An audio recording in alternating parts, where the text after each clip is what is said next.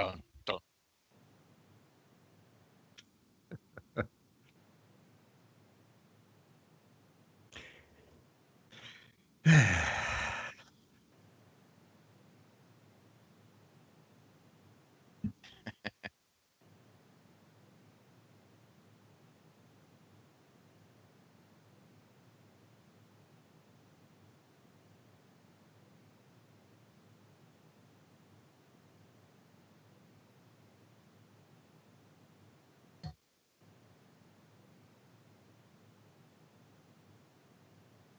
Good. I already see updates we need. Yeah, the video is so long that I'm almost ready for a refill, Mike, I think you're muted. Somebody, yeah. I am muted. Damn it, I'm muted. I have to do the monologue all over again. All right, hold on, folks. No, I'm just kidding. I'm just kidding. We're not going to do the whole video over. And I'm definitely ready for a refill. Hey, come on. What's going on, everyone? Welcome to the NLG show. It's Thursday night. I'm already screwing things up, so it's a regular Thursday night for us here. And hope everybody enjoyed the new enhanced, albeit a little longer opening video. Thanks to the great work that Jay Williams has done, as you can see on the screen here, he has inspired me to continue to try to improve some of the visual things that are going on the show, and of course because my brothers here in arms and gaming arms, love them to death, and the more that I can help all of us look good, the happier I am. So, speaking of looking good, what's going on, gentlemen? What a good-looking crew we got here. Hey, it's happening. Anything you can do to make us look better. Look who's in the chat. Mr. Tallarico is in the chat. Oh, look, there he is. If we say his name 3 times, he did say he might stop by. Tommy, if you're able to jump, let me know. If not, hang out in the chat. We are gonna. We've got. Dude, I cannot. I am blown away by today's Intellivision news. I'm just telling you.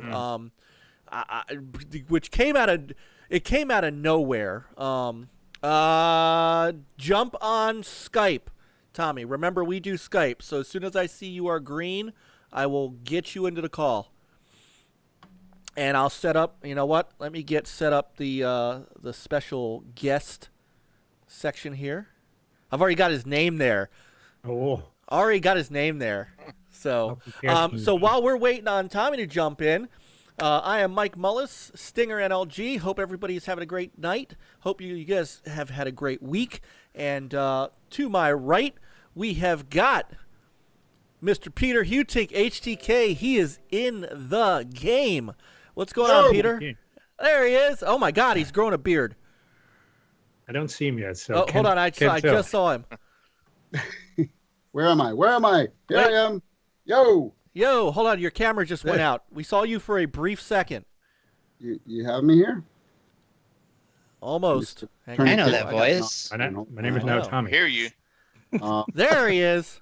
Yo, what is up, man? Got the coat here going. Yeah, you've been. Travel T-shirt. Nice T-shirt. Oh, nice. I like that. Hang on, let me. Very nice. Where is my shirt? I ordered one. When will I be getting that? Did you order one? I did. When'd you order it? A couple weeks ago. Oh, you're there screwed. He is. Screwed. Hey, did you get a new microphone? Me? No. Yeah. No.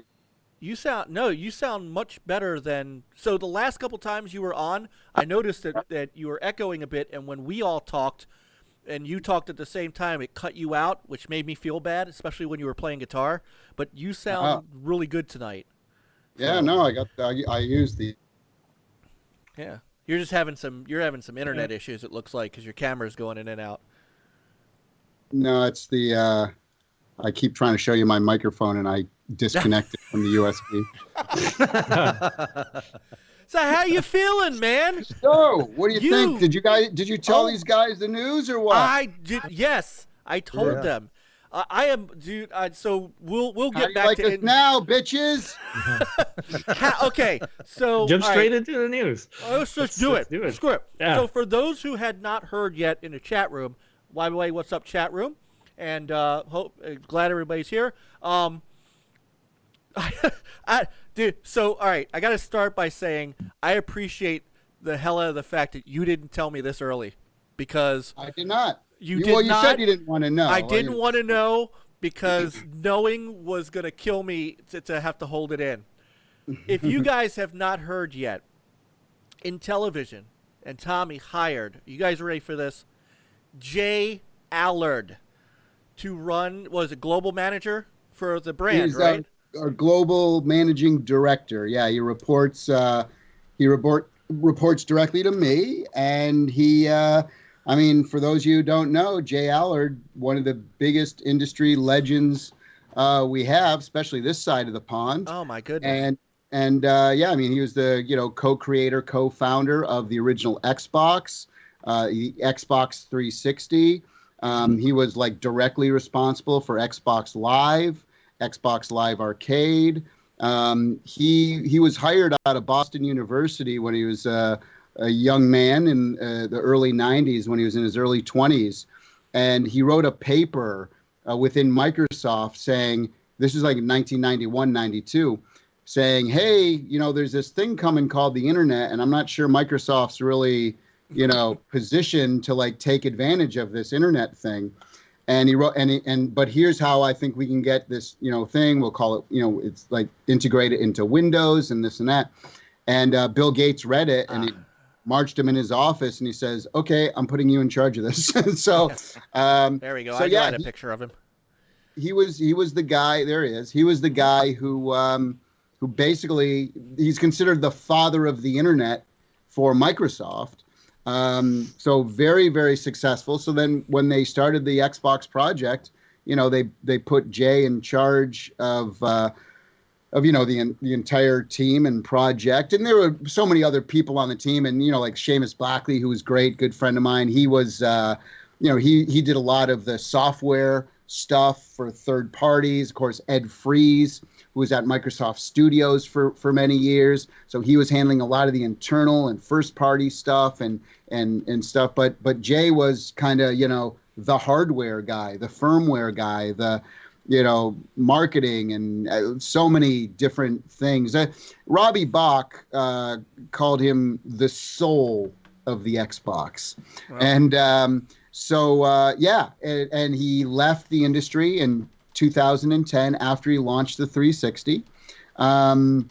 He left the industry and, has been kind of just hanging out for 10 years, doing a bunch of other like businesses, restaurants. He has this amazing like GPS bike tracking thing for like stolen bicycles that he works with the police departments with. So just been creating his own kind of amazing stuff. And he reached out to me a couple weeks ago, and he said, he goes, man, I just want to tell you, how proud I am, and congratulations. And he's like, I've been there twice with Xbox and 360. And so I know what you're going through and everything. And I just want to say, I'm here for your support, or if you need any support or questions, just let me know. And he says, my fiance told me, my fiance said, gosh, all I've heard you do is like bitch about video games for like the last 10 years. You're always throwing your controller. Why don't they do things like this? It's too complicated. And he's like, but every time you talk about this Intellivision thing, I see the gleam in your eye. It's like, why don't you reach out to Tommy and tell him you have his support and you really love what he's doing. So he says, he says, you know what? I'm going to do that. So I said, well, let's get on the phone together. So I call him up, and within 10 minutes, I'm like, and he's gushing over, like he's talking about all the things he loves and the simplicity, and games are too complicated. And there's like really nothing between mobile and like console gaming. There's like nothing in the middle that's, it's either like, Nintendo, Microsoft, Sony, or like mobile. Like there's, on the opposite end. And like Nintendo's closer, it's kind of like mobile, Nintendo, Sony, Microsoft, right? But there's nothing like really in here for all those hyper casual, and we've talked about it before on your show. And And he goes, and this is it. This is the gap filler. And I says, well, why don't you stop talking about it and come and work for me? You know, why don't you come help me make this damn thing? And it was like, there was like silence. And he goes, you know what? Let me, you like, I've never thought about even returning to the game industry. Let me talk to my fiance about it. And by the next morning, he had like written me a big thing like at 3 o'clock in the morning. He's like, I can't sleep. And so, yeah, and this was, you know, so we came on and here we are. So That's it's pretty amazing. That is awesome. I'm so happy for you. I've had the pleasure of meeting Jay that picture is from 2005 from the E3 press conference, and there was a thing for press afterwards. So I got a chance to meet him and talk to him, and oh, you did, yeah. So I was I know you were in the journalist. Yeah. Okay. All right. So this was 2005, and this was somewhat a little bit. So I think he left what, in 07, something like that. No, 010. 10. So he was okay. Yeah, so he was there till 10. It was the only time I had gotten to meet him, but it was really cool because he's really down to earth, and smart as a whip. I mean, good grief, he was smart. So the great thing is that this, screw it. I'm gonna be a shill. I'm doing it, Tommy. I'm shilling away, baby. I'm shilling away. away. You got one user in here. His name is Infinite. Yes. He said, someone ruined Tommy's internet connection before I buy an Amico. I've been drinking. Infinite, let me tell you all about the Amico. Hold on. This is a game. Look at this controller. It's free. No, anyway. No. And it just. What was really cool today too was seeing Phil Spencer reach out and say something to you. I mean, that right there lends. Isn't that cool? How cool a guy is Phil Spencer? For those of you who don't know, Phil Spencer is, of course, the president of Xbox, and he retweeted and he congratulated me and Intellivision and Jay, and the support from Microsoft has actually been. Really great, just, and again, and it's just funny because it just goes to show, and it must piss the haters off at this point, all these mic drop moments, but it just goes to show, like, even Microsoft doesn't consider us, like any kind of competition. Like, it's a completely different market, right? And you guys have been hearing me say this for like 2 years, right? And so to have kind of the president of Microsoft going, oh, wow, this is really cool. Yeah, and it's really different. And it's cool. And Jay, it's like, well, Jay joining the team lends, and don't take this the wrong way because I don't mean it this way. It lends another layer of credibility to the brand. Exactly. Because it's the power team that has come aboard between you and Mike and now and Dave Perry and now J Allard. 100 more. Not 100 more. I could list 10 more. Right. I mean, well, yeah. So I mean, but just it's amazing. This was one of those you had every right to drop a mic today. And by the way, we have mic drop moments once a week for the next month and a half. Oh wow. This is the first of many. All right. Yep. Well, here's your regular square, man. So when you drop them, you come on and talk about it. So, that's right. And Pete's in the chat. Drop them on Thursday. Then the news is hot, warm, and fresh. I saw somebody in your chat say, "Who's next, Reggie?" I said that. So remember, wouldn't I that said be something? That would not be wouldn't something. That be something? I love when you say that. Yeah, wouldn't that be something? He's on the board at GameStop, and I've known Reggie for a while. That doesn't precede him. You can say Reggie if you're listening, but I think that is a very small chance he is. But I don't think he's listening. Why don't we call up Reggie, see what he's doing? Maybe he wants to get in on this. His body's ready. Yeah. Oh man, but congratulations. I mean, that really Thank is you. a huge deal. Thank you. Well, And, yeah, I have a meeting at 7, so I couldn't stay long. But you'd asked me to No, pop in really quick, and I wanted to at least say hi to everybody. Yeah, and appreciate it. thanks for Hi, this. Tommy. It's We're good gonna be- seeing Definitely you appreciate again. it. yeah, we're gonna be talking some Sega Saturn tonight, so I brought over my Awesome. EWJ2. Awesome. So- You know, it's funny. People say, gosh, the Sega, like, some of the haters out there. Oh, there it is. Your shit's in the mail, by the way. It is in the I know. mail. I go out to the mailbox now like daily, just looking and waiting. I'm like, Okay. I'm sure it's I coming. think you It's should get it coming. early next week, I think, because Awesome. I just got my mom's Easter card like Tuesday. So Oh, I'm thinking the COVID's got the I no doubt. I mail have no system doubt. slowing down. So, but hey, man, I look. So in all seriousness, I said this to you earlier. You know, there's a reason that we put Amico stuff in here in a trailer. Like Amico probably So has the cool most looking, by gameplay the in our. way, right? Yeah. It probably has the most gameplay in our intro trailer. I mean, there's a reason. We're on board, and I also it humbles me, that you come on and just hang out with us and talk, and you and I have conversations offline, and that means a lot because I know you're a busy man, and I showed my kids the other day. Funny too, one of your 2013 video games live concerts. So Oh, cool. I'm waiting for you to start that back up. I and know. For you Well, with the COVID's got us shut down I till know. at least November, but I'm hoping yeah. I'm hoping when you do, you get to the Baltimore, Washington area because we're we're be out. scheduled. We are scheduled for that area. Yeah, we're going to oh shit, what's it called? In Virginia, Newport News. Newport Okay. News. We're playing there. I know. I think that's probably west of you or something, or north. I will figure it's going to be south of South, us. yeah. South, Newport News, south. Yeah. So Hey, when there's that, Open Every Box Pete. Look at this Yeah. guy. He did two, count them, two J Allard videos today. I by know, the man, way- he was all over it. By the way, I don't want to embarrass Pete at all, but Oh, please do. no. No, but I love it. I he's love Pete. great. Pete is a great guy.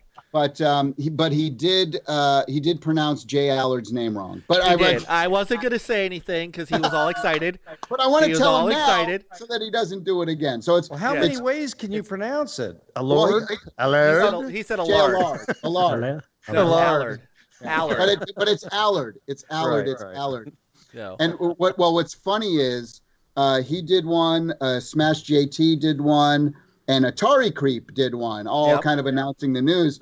And of course, internally at Intellivision, we have an email list that everybody in the company sees. It's like 40, 50 people or whatever, and because we have some like contractors as well who are on there, and so I sent out the 3 videos, and a couple of people started writing back. They're like, because they saw Pete's first, and they're like, oh crap, I think I've been calling Jay the wrong name. I think I've been pronouncing his last name wrong. And Jay, of course, is on the email, and he's like, Jay, is it Allard or is it Allard? And he's like, no, it's Allard. It's Allard. Oh, he said, I'm done. I quit. I'm French. No, you better not quit. Oh no! So you saw a little bit. You saw the podcast we did last night on his channel. The How Amico. great was that? Oh my gosh! What was there? 6 people on there. Yup. And Great turnout too. In chat. yeah, we did have a great turnout. There was he's right. It was like 50 people at the most. So no, Well, look, we're gonna get that up. That's gonna. You guys realize, right? I mean, we're at the only beginning. Like the world doesn't even really know about this thing. It's gonna be like 5,000 people pretty soon. You guys keep doing those right, things. It's gonna be well, pretty amazing. no, we appreciate all that you. I got 2 minutes you jump left. in. Does anybody have any questions for me about Jay and Mike? Any of you guys, Peter, Chris, John, Frankie? If you got any questions about Jay, or maybe somebody in the chat does. Peter, any questions it's about your Jay? turn, Peter. Okay. No, what's the first thing you kind of want to try to accomplish with J Allard? With Jay, oh my gosh! I mean, What's on the top of your wish list? Like, yeah, oh, man, he's we got been him. I wanna working. do this. He's actually been working with us a couple weeks now, but we just okay. announced it today. But I mean, for example, one of the things he first dove into is like when you first boot up the console for the very first time, right? So when you boot up the console for the very first time, as you guys know, when you boot up consoles for the first time, you have to go through all this stuff, right? What's the date? Set up your internet. What language do you want? Boom, boom, boom, boom, boom, right? Right. And Jay, if you go back and you watch his interviews from 10, 15 years ago, he's always talking about simplicity and getting stuff in as quick as you can. Remember, this is the guy who, created Xbox Live Arcade and all this stuff, right? So he was always about, how can we make it easier for the end user? And so many of the consoles now, when you first turn it on for the first time, it's like it takes you like 15 minutes before you even start to play a game, if you're lucky. And back in the day, you guys know, like Sega Genesis, Super Nintendo, N64, click, turn the shit on, and put your cartridge in, right? So we were trying to, so we were kind of, that's what we've been working on. Our firmware guys, we have a whole team of people that just do that. So Jay got in on that, for example, and started like saying, you know what, we can do this separately and we can do this here. So again, his whole thing is let's get to the games as soon as possible. So, I mean, that's just one of so many areas though. Cause I mean, he did a lot of the marketing stuff, like marketing ideas, the manufacturing. I'll give you another example. A great insight was, we were talking about the boxes that we were doing for the controllers. Because, we're going to be selling all the different color controllers. We're selling those separately, right? And so we were designing this like super cool epic box. And he's like, he goes, guys, I love this freaking box. He's like, I did the same thing back in the day for when we did the original Xbox. He's like, but he says, when you do a super cool, awesome, expensive box like that, at retail, they put them behind the glass. And so the stuff behind the glass sells 80% less than if you have it out, because people have to wait for the people to come over and buy so they're just like, whatever, and they keep going. So if you can get it outside the glass and put it in like cheaper packaging and then just put it on the loops, you're going to sell 80% more stuff. So stuff like that, right? That is like, we would have had to learn that the hard way, but Jay is coming in here. He's like, he's been through it. So these kind of things have just been so invaluable to us.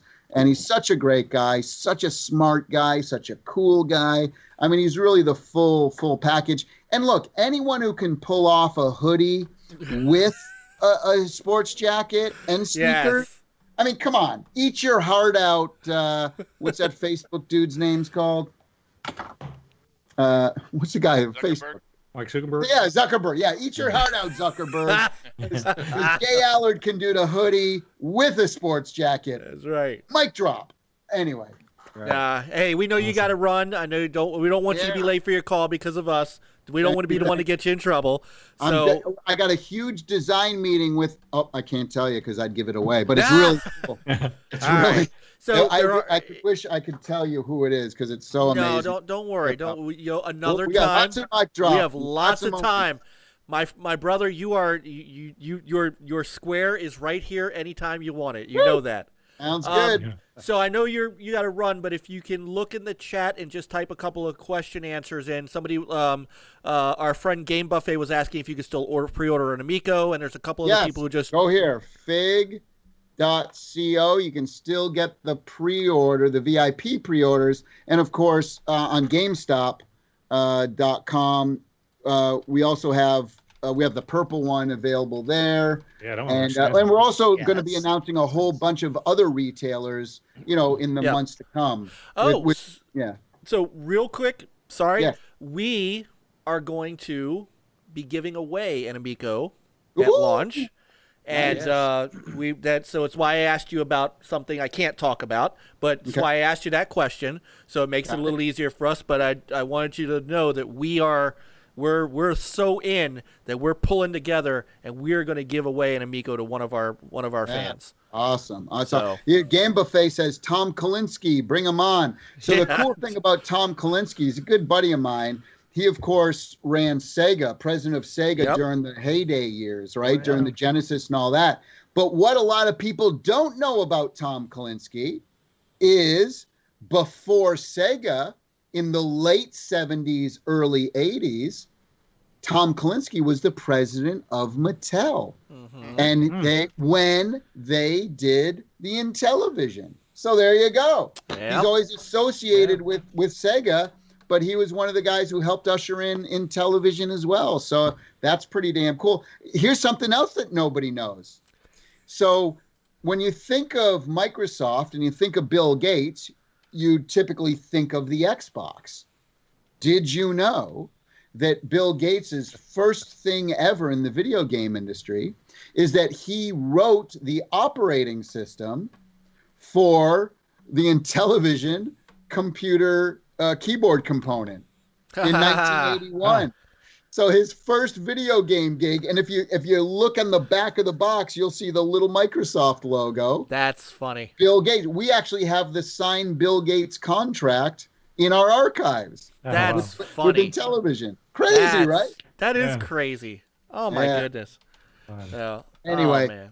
Thanks, All right. Pwned by Atari, Tim A. Great guy. I see him in the comments of a lot of places. Yep. Pwned noobs and stuff. It's great. All right, cool, guys. Hey, Appreciate Tommy, it. thanks, brother. Thank you so much, as always. We'll talk to you soon. Yep. Thanks, and congrats on the great hire. Congratulations. I appreciate it. Good Thank seeing you, you, Peter. Tommy. And it was All great right. to actually hear Peter talk this time. I like. Yeah, like- sometimes he talks, and when he talks, you better listen. But Yes, and you he's did. drinking, that's why. Appreciate He it. only talks when it's important. Yeah. That's right.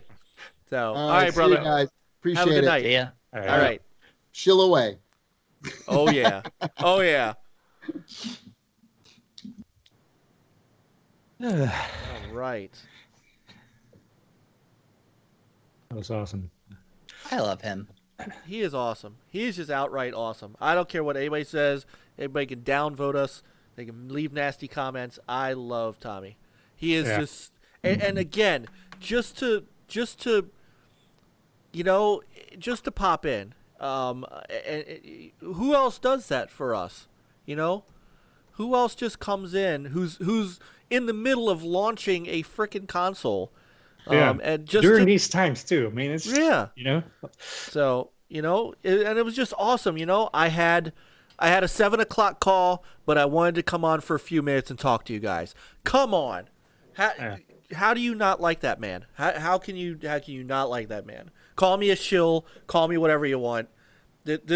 He is one of the reasons that I'm excited for the Intellivision Amico. He just is. Right. So, all right. So that's the big news from Intellivision, and that's. Yeah. Well. That is big freaking news. I mean, this is not. I don't think people, you know, understand kind of what he brings to the table. I mean, we do, but people may not understand what he brings to the table and the credibility that he lends to this.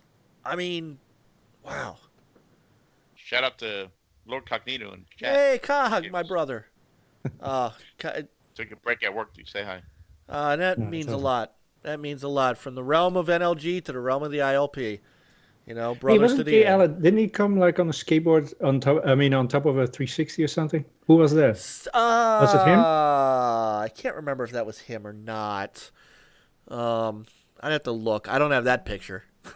This is just these were just my pictures from E3 2005. So, but I did actually get to meet J Allard, and he was really cool to talk to.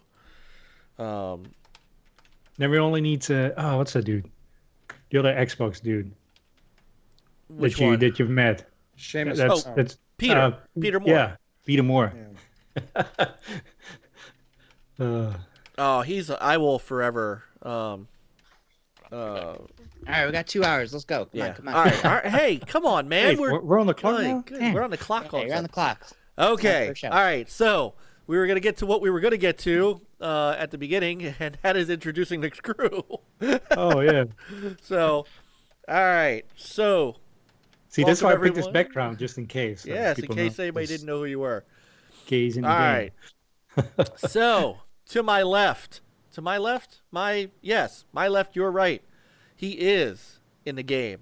He is Peter Hutink. He is HDK. What's up, brother? What's going on? Man, a week with a lot of news. Yeah, what a way to start off. Didn't play too many different games.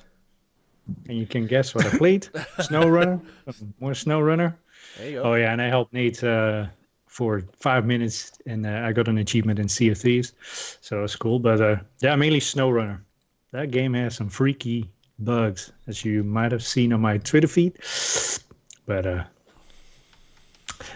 it's still awesome. Hopefully it'll get the bugs fixed, and then it's an even more awesome game. Nice. So that was it, huh? Just SnowRunners. That's SnowRunner. Man, I can't stop playing that game. And time flies when you're playing it too. It's like, it's like, oh, one more. Let me get to this 1 point. And then look at your clock, and it's like way past midnight. And it's like, ooh, morning will come so early. Nice. All right. Oh, shoot. I'm dropping stuff all over the place. Uh-oh. Uh-oh. Time to cut him off, Mike. You've had I one know. too many. Yes. Smeared off black cherry, man. You're cut off, buddy. I'm last, sorry. Last call. I'm sorry. Last call. All right. Oh, yeah. In the middle square, the positive man. He's got an epic beard and an epic attitude when it comes to gaming. It doesn't matter what you game on, as long as you game. WDFC. And he disappeared. Okay. You scared him off. Like, There he is. oh, there he is. Chris Maybe he had to Williams. comb his beard Hey. real quick to like to make it Hold on, look guys. more I'll be right majestic back. than it is. Okay, he's going to be right back. Okay. Okay. So, all right. Well, and Little oh, he's- intermission. Yeah. Dun, dun, dun, dun, dun, dun. All right, while he's gone, we're off the rails. All right, he is next to Chris and between Frankie, Unfortunately. unfortunately. Wow. Wow. He is the Yeah. console hugger extraordinaire. He's got awesome hats and Right. a final fight cabinet behind him, which still That's makes me envious. He is John Place, the spicy John Place. Techno Fabulous. What's up, man? How you doing? Not much. I'm doing real good. Excited to be on this week. Like Peter, I've been kind of stuck on one game. I'm still working towards my platinum on MLB The Show. So that's pretty much what I've been playing this week. You still Been real have not busy at platinumed? work. Yeah, I got to get to, well, even when I get to level 100, I'll still be playing. What I'm doing the franchise season. So I'm at least playing one game a day and kind of simulating the whole entire season. So I'm going to try to do the whole 162 games, full completion of the game. So I'll probably be playing this game for months. Yeah, At least somebody's got a baseball season. Yeah. that's right. Yeah. All right. And I'd So- like to thank Chris out there. He's the one that kind of deemed me the spicy name. I guess his mom said, he said, my mom thinks John's kind of spicy. So I don't know what that means, but I- thank you. I'm not sure. I'm just saying. Not You're quite right. sure. Kind of Dave said you were pretty mild. Right. All right. So, Chris, he's back. I'm back. What you been doing this Sorry, I week, had to brother? take care of the little one. That's okay. Yeah. How you doing, man? Nah, doing good. Today's my Friday, Nice. Nice. so and my beard's still growing, but I do need a trim, so hopefully I can make an appointment. Right. They're opening up but no, barber it's good. shops. Yeah, Maryland. I got to figure that one out, make an appointment. So, So, other than that, no, week's been good. I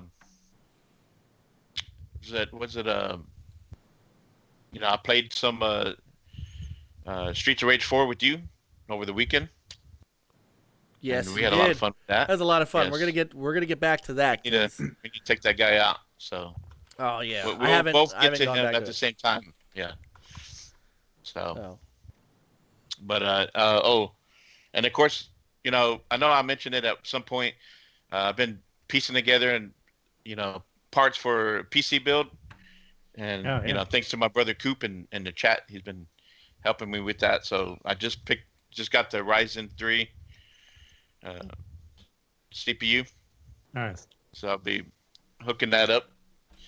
I pretty much got everything, so everything's coming in. So maybe I'll start building that over the weekend. So Nice. Sweet. I'll be joining the PC Master Race, and then I have to go online and start talking about, nobody plays on consoles, and all the games come to PC anyways, right? Because that's you got to play that game. I'm not supposed to play games. I'm supposed to play a game, online about all this crap. So anyways, life is good. That's good.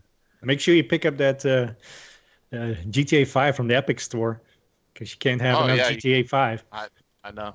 Right. Lord knows they need the cells. That'd be the first game I download. Right. It's kind of funny. Like I've been getting all the Epic games, all the freebies, and I have not installed one. So, but you never know. Infinite said, just got back and thankful Tommy left because he was close to that pre-order. Oh, That's all right. That's all right, Infinite. We'll shill for him. do it. He's just gonna hang out and Just get it. try to win something. Just get it. Yeah. So, all right, and then over on the far left, your far right, my far left, something like that. He is he's the serious indie gamer. He's not the indie gamer because there's an actual the indie gamer, but he's the next best thing. He is Frankie Allard, and I don't know what the hell he's looking at tonight. Playing Battleborn. Of course you are. Are you really?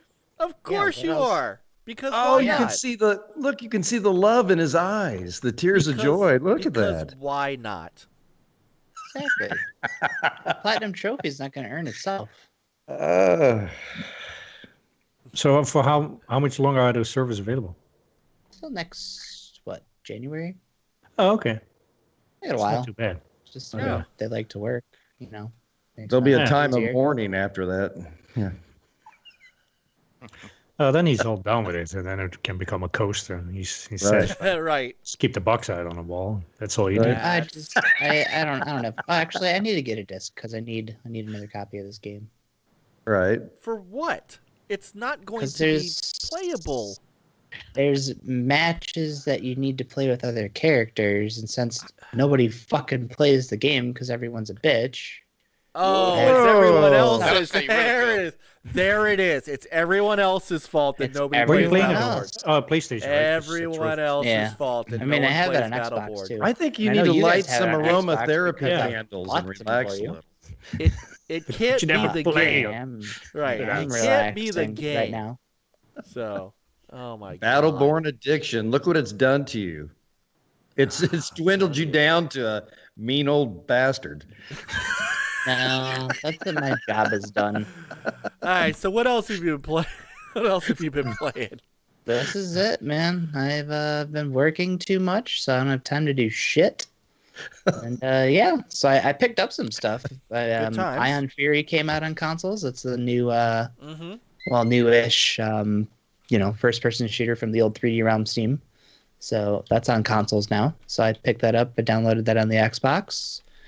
And then I grabbed. There's a couple other indie games that came out. Fury Unleashed. It's like a kind of like a roguelike, sort of like a comic book, like a Comic Zone style, like Dead Cells. It's kind of billed as. So Ooh. sounds interesting. That's two things I enjoy. So figured, we'll give it a shot. So I picked that up, and then Dreadnautical. It's a Zen Studios roguelite where you're on a ship, and I don't know, just the art style looked really cool, and I like Zen Studio stuff. So I'd like to support them as much as possible. Very nice. Nice. And that's it, though. Haven't played them, of course. So Okay. minor detail. One of these days, though, they're downloaded. So when I have time again, hopefully soon, I'll be able to play them. Very nice. Nice. All right. Well, we're gonna come back to you in a few minutes for your. I still don't know what we're gonna call this segment. I'm telling you, man. I know. The We'll Battle try Burn it. of the We'll week. try it this Bud. week. We'll try it this week and see if it works. Shop it. Where's Doomhammer? I need him to sign off on it. Okay. Well, he's not in the chat tonight, so. What a Frankie's, punk. Mario. Frankie's know. gaming coupons. 'Cause Yeah, he's a Tipsy's in old here. fart Yeah. complaining about working. Tipsy. Got to Yeah. save money gaming. There you go. Mario Tipsy. All right, so man, the chat room's popping. We want to thank everybody for coming in tonight and supporting us. I know, God, so you're all our friends. That's what I love about this. You guys are just all. It's not just you're not fans of the show. You're our friends and our gaming brothers and sisters. And don't worry, Starbuck, I'm still repenting for that. So. I felt so bad. I was on with Stubbs. I think it was Stubbs Cast. I was on. What a great guy Stubbs is, and a great show he does where he brings on a content creator. And I'm not a content creator. We just do a show. But he reached out to me to do that, and she was in the chat, and I can't remember what I said, but somebody had to remind me. No, that's a female. And I'm like, my face went, oh no. No, Born, you have to follow me first. Then I'll. Oh yeah, did you get him as I'm working on it. He's gotta follow me back on Twitter and then I can DM him. So. Hey, right. what's up, Dizzy? Hey, Dizzy. Dizzy's here. ILP is here. This is what I'm talking about. These just are friends. So. Oh, okay. Oh my God! Now I feel even worse. Born said he followed me a long time ago. Now just as Yeah, what is his Twitter handle? What though? is his Is it- what is is it Twitter the handle? same? Because I don't have him on Twitter, and if I do, I don't know because I'll let him. he has a different name or something. It's the same He thing does. like on your friends list on your console. It's like you find a name and you have no idea who it is, and I feel so bad. I do. I feel bad. Hold on, Hey let me guys, wait I gotta run downstairs real quick. My wife fell asleep and she's got Harry Potter like blaring on the TV. So I gotta go turn it down. And I think this is Order of the Phoenix. I'll be right back. Oh, For you a second, I need thought to. you had the call runs. porn? But, Is that what you okay, call well, porn? it's not that bad. yeah. Oh, that's funny. All right. So while he's doing that, then we're gonna go back to Frankie. All right. I don't know if I like this. Do or not. Xbox first. All right. So it's what do we call this? Frankie's. I don't know. What did I give you today? I don't even remember. It's been a long day. Frankie's bargain. Oh, the bargain Frankie- bangers. Frankie's Yeah. 5-finger discount. Dingers, Oh wait, no. Oh, he's back. John's back. All right, we'll get to Yeah. Frankie's bargain bangers in Oh, just a God second. damn it. I Yes. Did I disrupt something? Yes. know you did. Yeah, you're stalling and making the show longer, John. That's not good. Oh, hey, I John- took a vacation day, so Oh, just 39 left. Come on. Sorry, Frankie's what? All You right. took a vacation day, like to not work today? oh, come on, Cream Puff, just tough it Oh, I up. don't You wanna know it's a come up there 4-hour and kick show. you. Let's go. All right. So, Miss Spicy John, what is our product of the week? Oh yeah, and I did this because it's all of us. We all have a buddy out there, and my buddy and me is the product of the week. My buddy, wherever I Oh no, the sound. He let me down goes again. my buddy. No, that's Daredevil Dave Dahl. I'll teach him everything that I know. My buddy and me, like the climb up a tree. My Which buddy not and confirmed me, as when a the DLC band character for plays Retromania, which is bullshit. My buddy, my buddy, my buddy, my buddy, my buddy and me. My That's buddy. why Supersonic From says I need a Playful. Chucky doll now. Oh, yeah. Oh, he's There it too. is, That's my buddy. Yes, I didn't have one. my buddy and me. Oh, You it's might because I have stayed didn't across click. the I didn't pond. actually click start sharing. That's why you didn't hear it, John. Yeah, it really ruined it for me. Can we go again? No. Nope, we don't have time. We don't have time. I mean, Move All on. right, hold Move on, wait, everybody's been wait. talking. Can't I It's- get a little segment? Just in? hey, his- ask everybody it's in his chat. segment. Do you Hold want to on. see it again? It's his segment. It's John's Yeah. segment. He's got more segments. My buddy, wherever I go, I go. he goes. My buddy, my buddy, my buddy, my buddy. I'll teach Can't him sing everything during that I know. I know, my buddy like and the me. climb up a tree. My buddy and me, we're the best friends that could be. My buddy, my buddy, my buddy, my buddy, Oh my God. my buddy and me. My buddy. From Play School. And then there was Kid's sister. Was the other Yeah. one. There was Yeah. Kid's sister. That was the other. Good times. Good times. Yes, Yeah. good times. You know, indeed. people jumping on there like, wait a minute, these guys said they were talking about Amico. Tommy was on. I jump on and I see my buddy commercial. What the fuck is going on? What the hell is it? This is not a gaming show. Wait. So, all right, hang on. So that you just saw Dave Dahl. That's his intro into the Retromania wrestling. Right. My buddy Dave Dahl. Oh my God. We got to All get right. Dave on the show, man. I've been wanting to talk to him so Yeah. bad. He's a really cool guy. So Well, maybe we get him on next week. right. So, all Don't right. go getting his hopes up. Don't Retromania him on the NLG show. Well, this is true. Well, I mean, we got to get him on something. If he can't make it on Retromania, maybe he can make it on Dizzy NLG. says this is nightmare fuel. Supersonic Hey, Station and- said he needs a Burple computer, a Burple commercial. So, We got to All get him. right. Now our show will Pete have to from last Open 4 Every hours Box. because we don't want to go to sleep yet. He I'm scared. Pete from Open Every Box, he was smart. He sold that doll to buy himself an NES. And see, Mike, you should have done that too when you were a kid. to buy an NES, who wants that?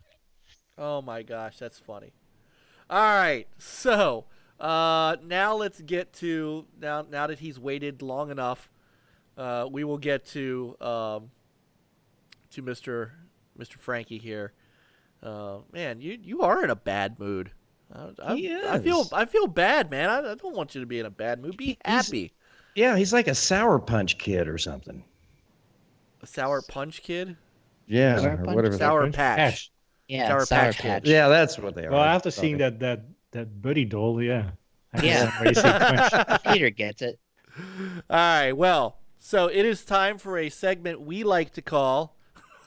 We don't like to call it. We're just trying to figure it out. Frankie's failures. Wow. Get the fuck out.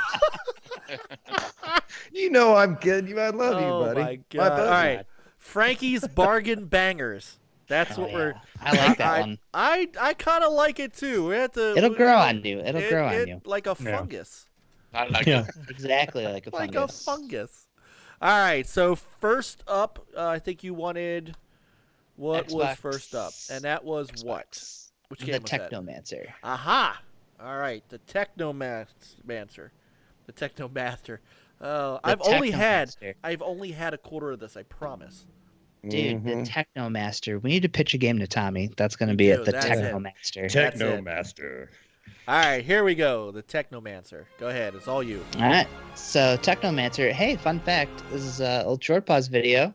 Uh-huh. This is one of the early reviews that we got to do for the site. So this is one that I got to play a couple weeks before release, and yeah. So this is footage from like the first 20 minutes I think we ended up doing.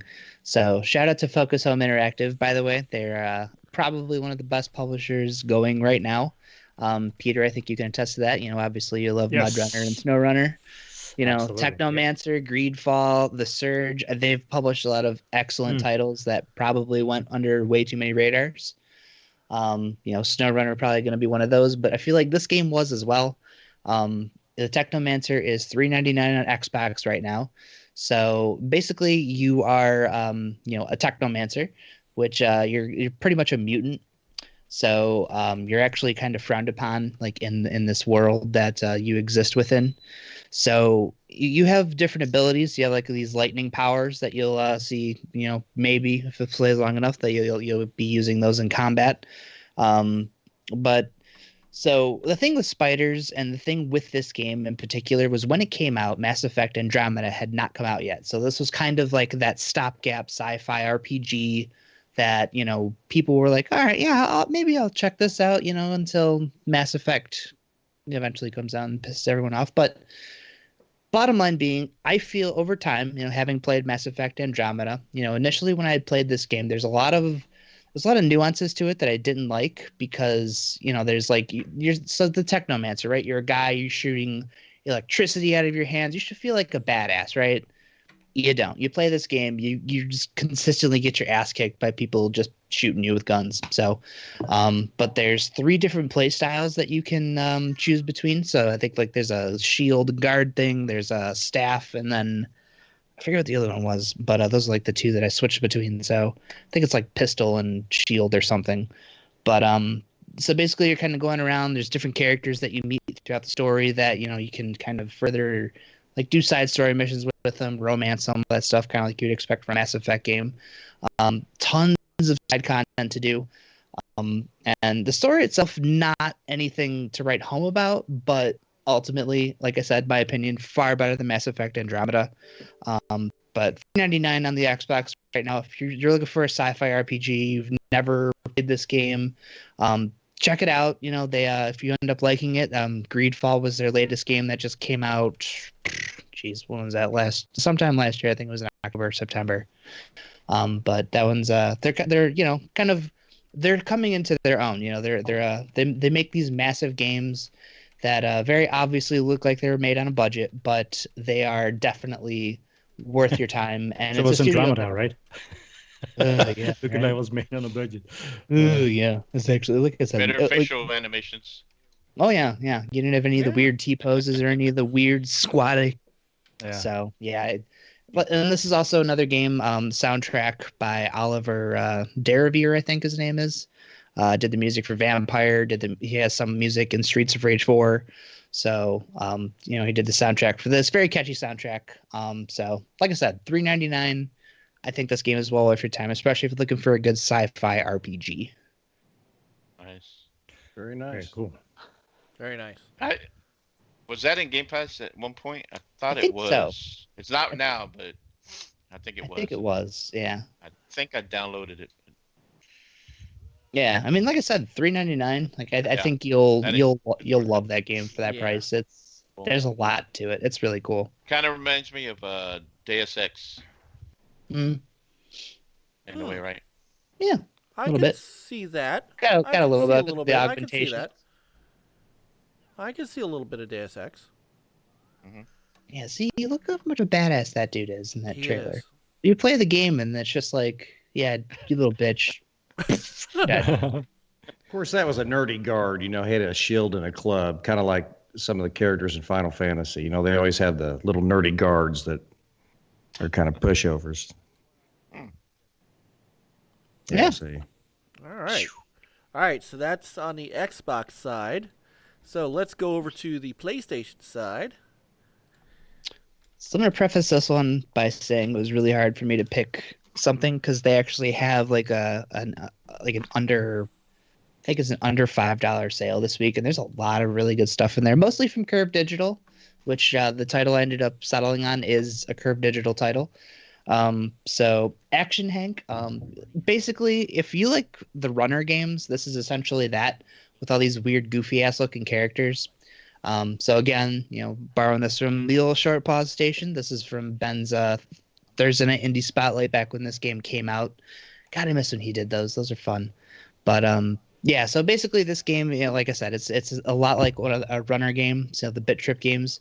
So you got these crazy looking obstacle courses that you're running around with these different characters, kind of like, jumping around and sliding under obstacles and all kinds of stuff. So, you're basically, it's one of those gameplay loops that once you kind of get into it, you're going for those gold medals, you're going for better times, you're trying to unlock the characters. And this game's on sale right now for $4.49. Like I said, they have a ton of Curve Digital games on sale right now. This is kind of the one I settled on because I feel like a lot of people maybe have no idea what this game even was. Like the whole concept of it, like these different characters you're playing as are actually action figures. So, Action Hank is kind of like your main character here, this plumber looking guy. If you're playing the video, you can probably skip ahead a bit so you I can can't actually skip yet. Boo. Unfortunately. Yeah. So OBS has told me that video playback and where I can do that is coming soon. All right. Well, that's the Soon menu. enough, It's a soon very enough. nice looking menu. Very. Here we go. Here we Hold go. on, here we go. There we go. Go. All right. Cool. But he's not going. He's going the Yeah. wrong way. Yeah. Yep. This is Ben. I love it. I used to laugh at him because he's constantly. Look at him. Yeah. It's like he's trying to play the Cuphead tutorial. Yeah. Exactly.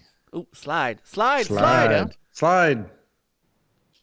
Yeah. So it's cool because then all these tracks are kind of based on like toy tracks and stuff. Because like I said, you're an That action is figure. cool. So Yeah. Yeah. it's a very cool game. It's very the aesthetic is nice, And like I said, once you start playing it, you kind of get into like that groove of, oh, I could do better. It's one of those games that encourages you to go back and try to beat your times. And like I said, unlock new characters and get all them gold medals because that's a fun time. So yeah, $4.49 is on the PlayStation Store right now.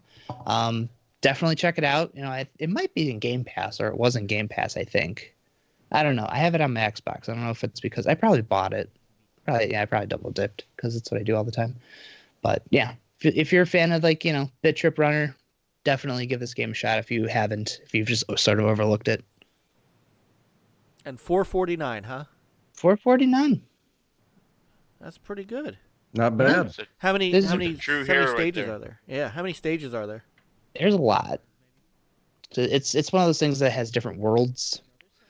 So I Okay. forget how many levels are in each world. I think there's 7 or 8. But I it's think been I it's think been a you got minute the since hang I of it. played this. I think you got the hang of it. I wouldn't mind seeing a second level before we move on. Ah, Oh. Loser her. Mhm. He still shaved 3 seconds off his time. Oh, is he gonna do another?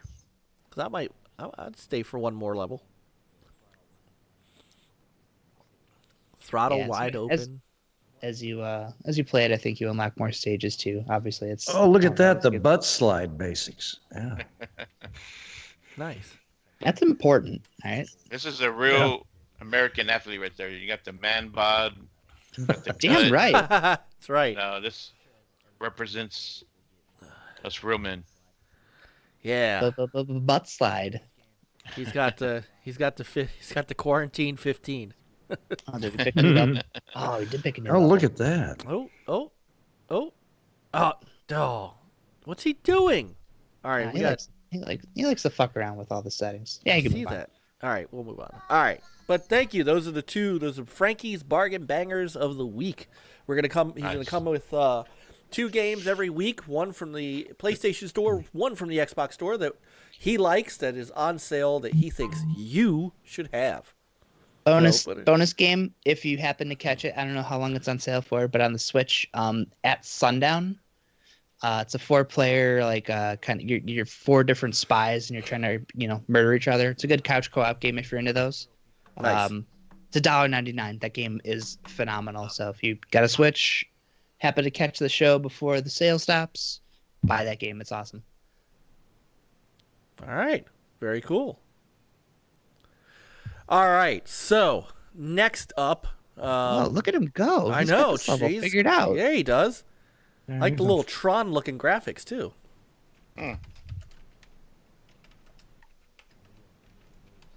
Some of those levels, man, you start playing them and then you're just like, wow, what kind of asshole designed this? Oh, look, Neil. Yeah, that was a good run. That's like Afro Samurai. Yeah, Undercover Brother. Do not, by the way, please do not watch the sequel. I love Michael Jai White. He's awesome. He was awesome in Spawn. He is awesome in Blood and Bone. He was awesome. I love his fighting style. I love what he does. Black Dynamite? Black Dynamite. Oh my God, Black Dynamite. This was a horrible movie, Undercover Brother 2. Oh, that's upsetting. He should have done Black Dynamite 2 and been done with it. But that's a whole other podcast. So what was the name of that last game? The game before this? Because this is called Action Hank. The last game before that was the Technomaster. Technomaster's That's what I said. That's what I That's going to be said. our Amico game. That's right. That's me, the Amico Techno game. Master. That's right. So, Oh, all right. it is. So next up, and yes, don't worry, we're going to get to the big PlayStation news and all that stuff. But beforehand, we got some other stuff to talk about. For starters, happy birthday to the Sega Saturn. Quite We hardly knew ye. quite honestly, one of the most underrated systems that was out there that could have been a lot better off had Sega not shot itself in the foot multiple times Unfortunately, the Saturn, while the Saturn was just such an impressive system and had some incredible games on it, there were many things that happened that had nothing that had nothing to do with the hardware that caused it to be a failure, unfortunately. And it unfortunately took Sega on the path to getting out of the hardware business and kind of being mired in where it is now, taking away, of course, their Atlas games and Yakuza and stuff. But I wanted to talk about the Saturn today, and I put together a video of what I would call lesser known Saturn games, just because I wanted people to see kind of the breadth of what Saturn had. So all of them? Stop it. Stop it. Frankie. Stop it, sacrilege. you. Just stop All it. that Stop it, matters is Sewer Shark. That's all that matters. Wrong console. That was Sega That was CD. Sega CD. The better Okay. CD console. Stop it. So, Ugh. yeah. Yeah. Sorry, I don't know about Sega's. So It's okay. Nobody does. the Sega Saturn. God. Oh my god. Yeah, I it need only another had shot. games. It only had games like, I don't know, Daytona USA. It only had games like, Virtua Fighter 2, Panzer Dragoon, Burning Rangers, all Right. kinds of great stuff. Clockwork Knight, Fighting Clockwork Vipers, Knight. House of the Dead. Oh, yeah. Oh, The list goes House on of the and on, Dead. Frank. I mean, I Yes. can get that House of the Dead. on my Xbox. yes. And Bourne is right. Sewer Shark did make it to the 3DO. Hey, what's up, Jago? So what And made who the did Saturn? like Virtua Cop? That was an awesome game my with the God. laser gun. Oh, So, where did the Saturn come from?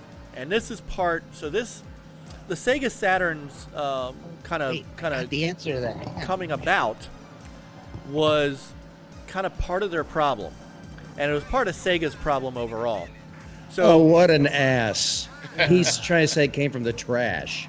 Man, Oh, I'm gonna cut wow. off his. I I'm don't gonna cut off remember his Mike microphone. trashing your segment. Wow, geez. Exactly. We've already had enough of the fanboy stuff Yeah. since the Unreal Engine 5, Frankie. We don't I need- know. Sorry, what now? Console Hey, we love you. warrior. Where you been?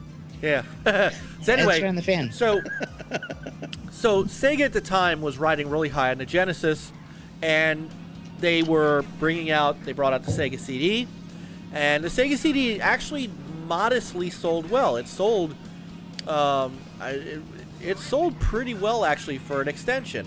Had a great stable of games. I've got a ton of them. We'll talk about some of them in future retro segments, and then came the 32X. So everybody kind of knew that 32-bit consoles were around the corner, but Sega wanted to do something different. They wanted to give people who had a Saturn a way to bridge into a 32-bit system without buying brand new hardware. So the 32X was born. And the 32X kind of was a precursor to what the Saturn was going to be. And I brought this footage is here for Lord Cognito, my Shinobi brother. The 32X had the same processors as the Saturn. So what they wanted to do was they wanted to bridge the gap for Genesis owners to say, look, if you don't want to get into a new 32-bit console right away, we got this for you. The problem was, right after the 32X came out, Sega of Japan announced the Saturn for the next year. So all this goodwill that got all this capital that they built up, this goodwill that Sega built up with the Genesis, it kind of went down the tubes because Sega of Japan decided we're going to put out the Saturn, no matter what you guys over in America are doing. And this sort of, Tom Kalinski's exit from Sega kind of came around this time too. And so he'd already been losing steam with Sega of Japan, and they stripped him of a lot of his decision making and things like that. And Sega of Japan really started to take over a lot of what the corporation as a whole was doing and what was going on in America. So they decided to announce the Saturn right after the 32X came out. And that killed 32X sales. Because who wants to buy that when they could just wait for the Saturn to come out, right? So Sega decided they were going to bring the Saturn out, and then fine, okay. So they got a bunch of folks to to work on games. They had a really good lineup going on. They had a pretty powerful console. So the console actually has a lot of chipset in it. It has two main processors. It has a custom sound processor. It has two display processors, and it actually even the CD drive, which is a double-speed CD drive, had a processor dedicated to it so that it could work, so that it could deal with load times and things like that. And as Jago was pointing out in the chat, this thing is a 2D powerhouse that could do some serious 3D. I mean, you saw Daytona, and in future retro segments, I'm going to bring you some Virtua Fighter 2 and Panzer Dragoon and stuff, because this thing held its own when it came to 3D. The problem was... Go ahead. Games look good on there from what I'm seeing, and I don't remember when did this come out? I know you said it was after came May out 11th. in Genesis. May 11th. It was an early release, actually. 1995. Yep. That's so. What the problem was that all this architecture they had inside was really hard to program for. So a lot of developers didn't really take advantage of the dual processing or the there were two video processors in here. One could do a lot of what you're seeing on the screen here, while the other processor could handle transparencies and stuff like that. And if you really knew how to program for the console, and Sega of course did, you could make some beautiful games. But it was a bear to program for, and that was a big issue that they had with it. The CPU as well. So, and I'll give you a great example. Nights vs. Dreams, which is one of their marquee titles, one CPU was used just to render the 3D backgrounds. And the other CPU was used for all the 2D objects, all the 2D stuff. So together, and this is for you, Daredevil Dave. If you could code this thing right, you can make some gorgeous games. So here's where everything started to fall apart. Just completely fall off the wheel. Number one, there was no Sonic game to launch with this system. No mainline Sonic game. There was a Sonic game called Sonic Extreme that was in development, never came out. So we were relegated to get a Saturn port of Sonic 3D Blast, which I enjoyed, but a lot of people didn't find as a real Sonic game. And Sonic R, which is a Sonic racing game.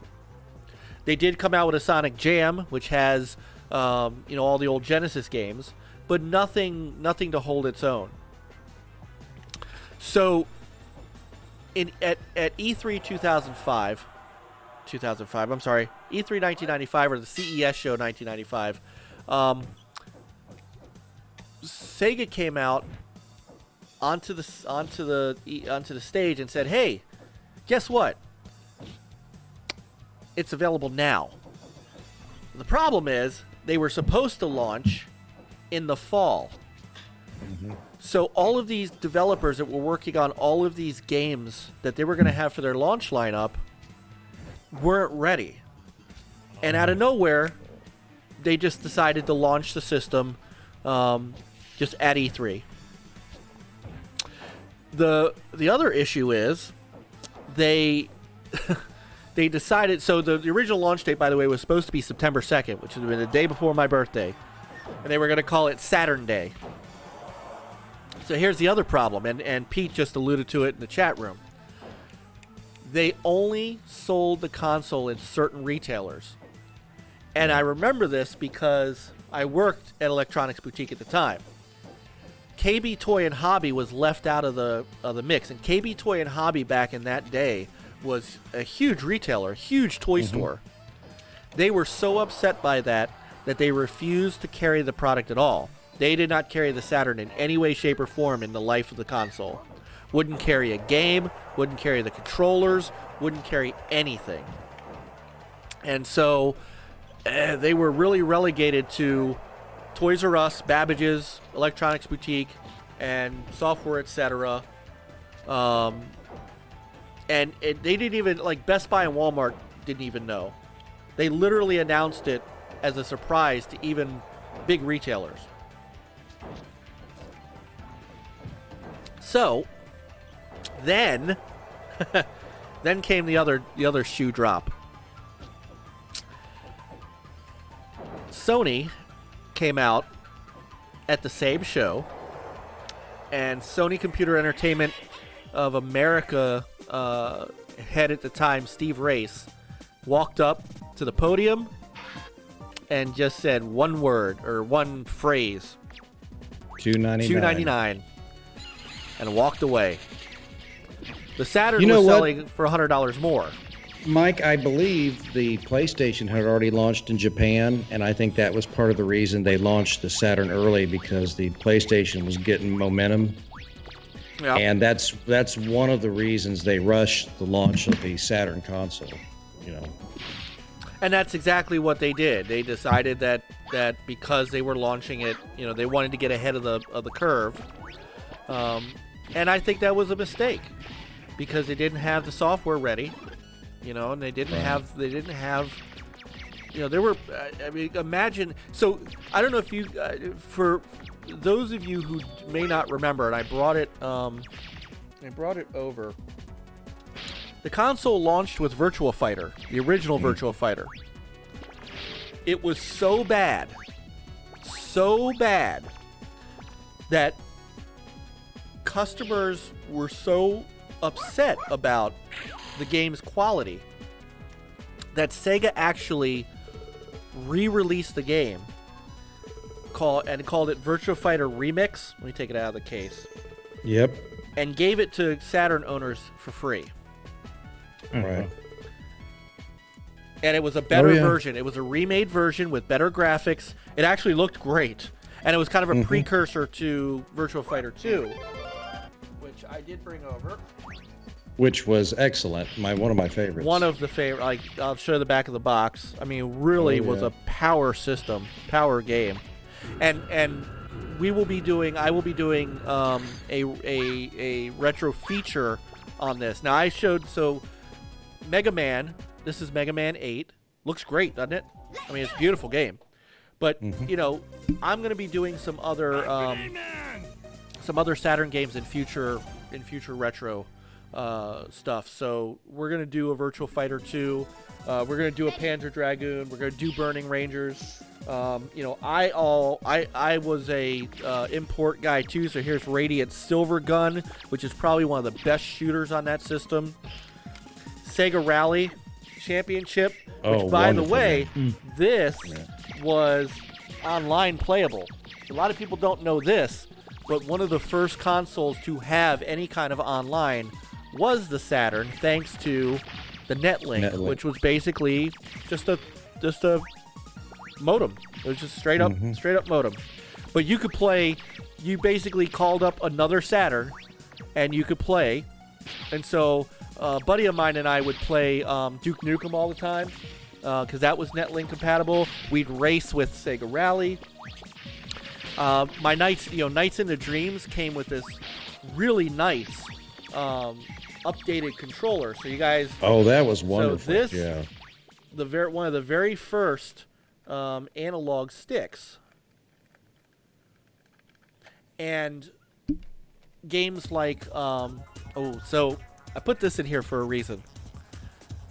Everybody knows what this game is? Wipeout. Before Sony acquired Psygnosis, Wipeout made it to the Saturn. And I wanted people to see that it did do, you know, it wasn't as smooth as the PlayStation, but it could do 3D what it needed to. And this is one of the games that did it. And this actually did use the analog stick, and it worked pretty well. Right. You know, they did come out with RAM cartridges. There was a memory cartridge that came out for the Saturn, which I can't find. I had it a long time ago, and I don't want to know what happened to it. There was a 4 meg memory cartridge. So one of the big games that people love to play on the Saturn were the like Marvel vs. Capcom fighting games. If you had the 4 meg cart, it made the game much better.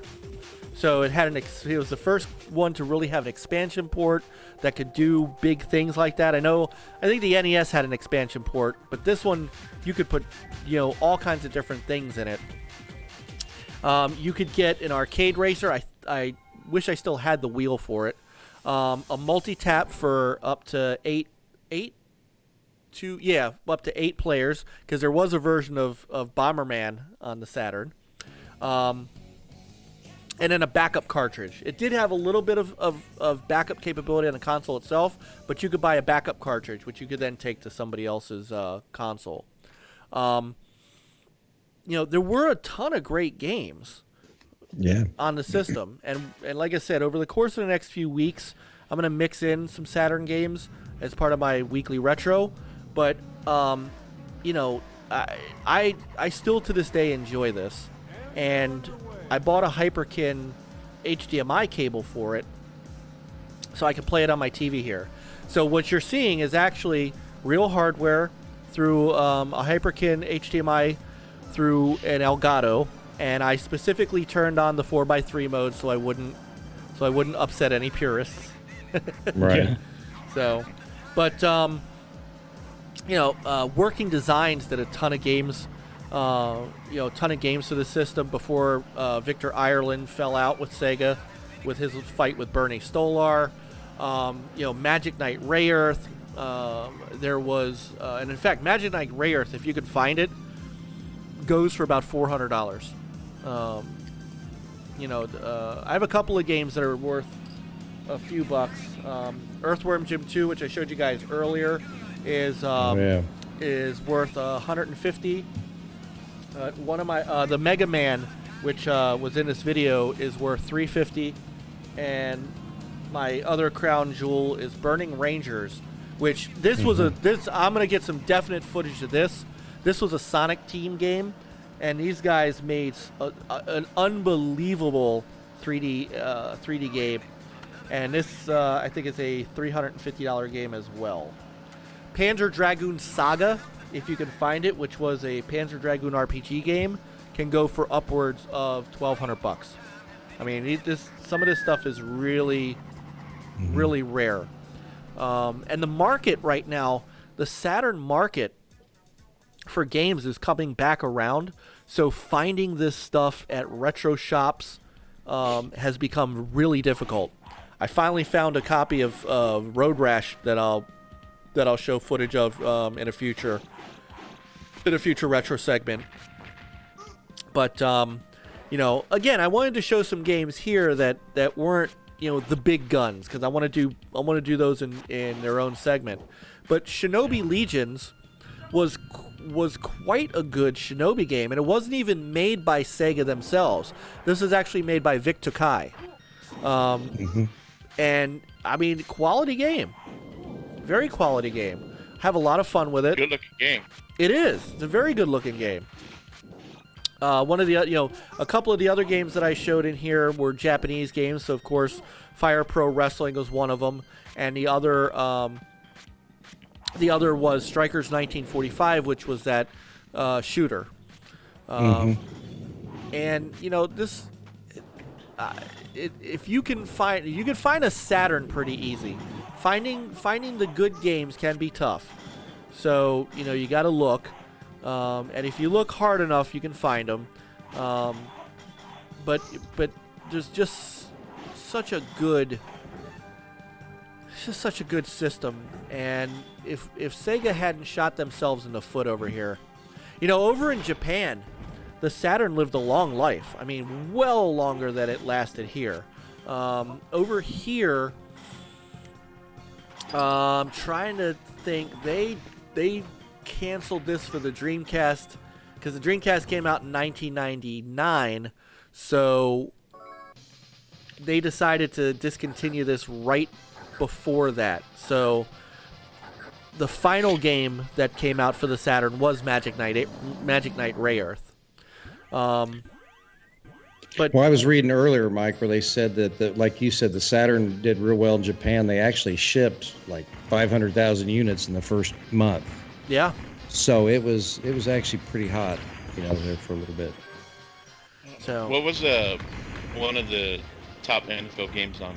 Was it Joe Montana? Didn't they have that on the Saturn? they did not have no, No. Didn't it? they did I'm not trying to have remember a 'cause Saturn. my brother, I remember he had a Saturn, and we played a football game, and I can't recall. And I thought it was Joe Montana, but I'm wrong. I guess I'm wrong about that. So they I had can't NFL. remember. It was NFL '97 was the one game that came out, and it was I forgot who was on the cover. It was I thought Primetime. I thought Deion Sanders was on the cover of a couple of these. Hang on, I'm looking it up now. No, on the cover was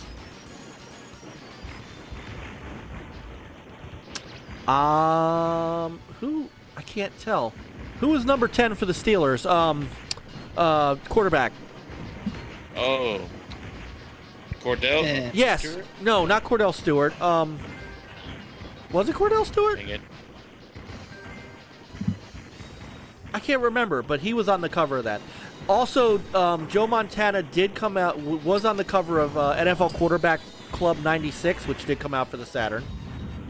Okay. And I'm it pretty does sure look like there was had a that. Madden '97 for the Saturn as well. So you had your pick. What's up, Sincere? Gold Hey. Chain Gamers. Go in the chat. Jay. No. Uh, Oh, good. so, We'll have to listen to his so- his story about how he got a Yeah. Saturn. So speaking of all these great games that you have at your home, so what's your address again? All these expensive Saturn games you have at home? What's up, Jesse Darby?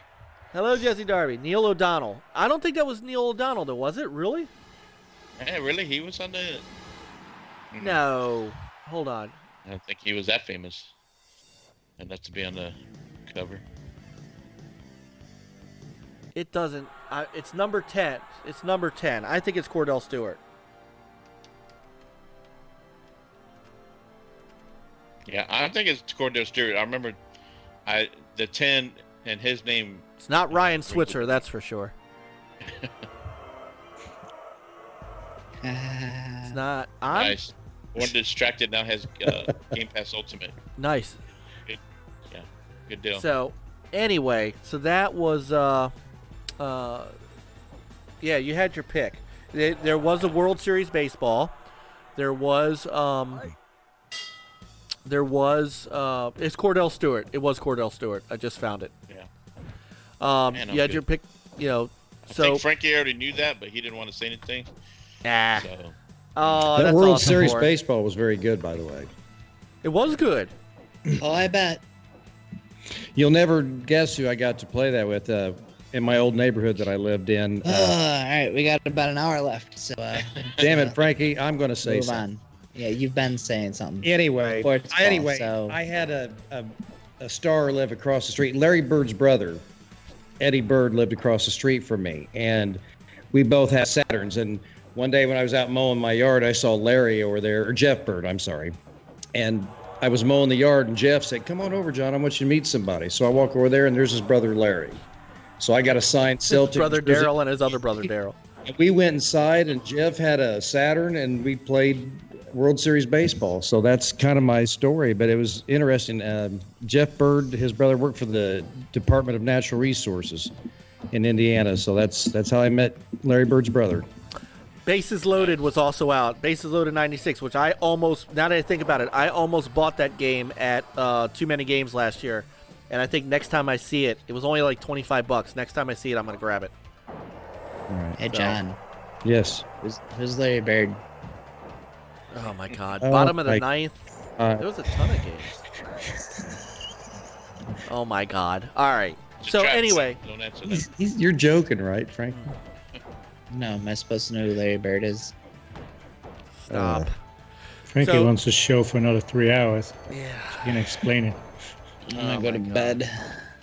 So other games that I really enjoyed on the system, which I do have. I have Die Hard Trilogy, which is actually Die Hard Arcade rather, the Dynamite Deca arcade game.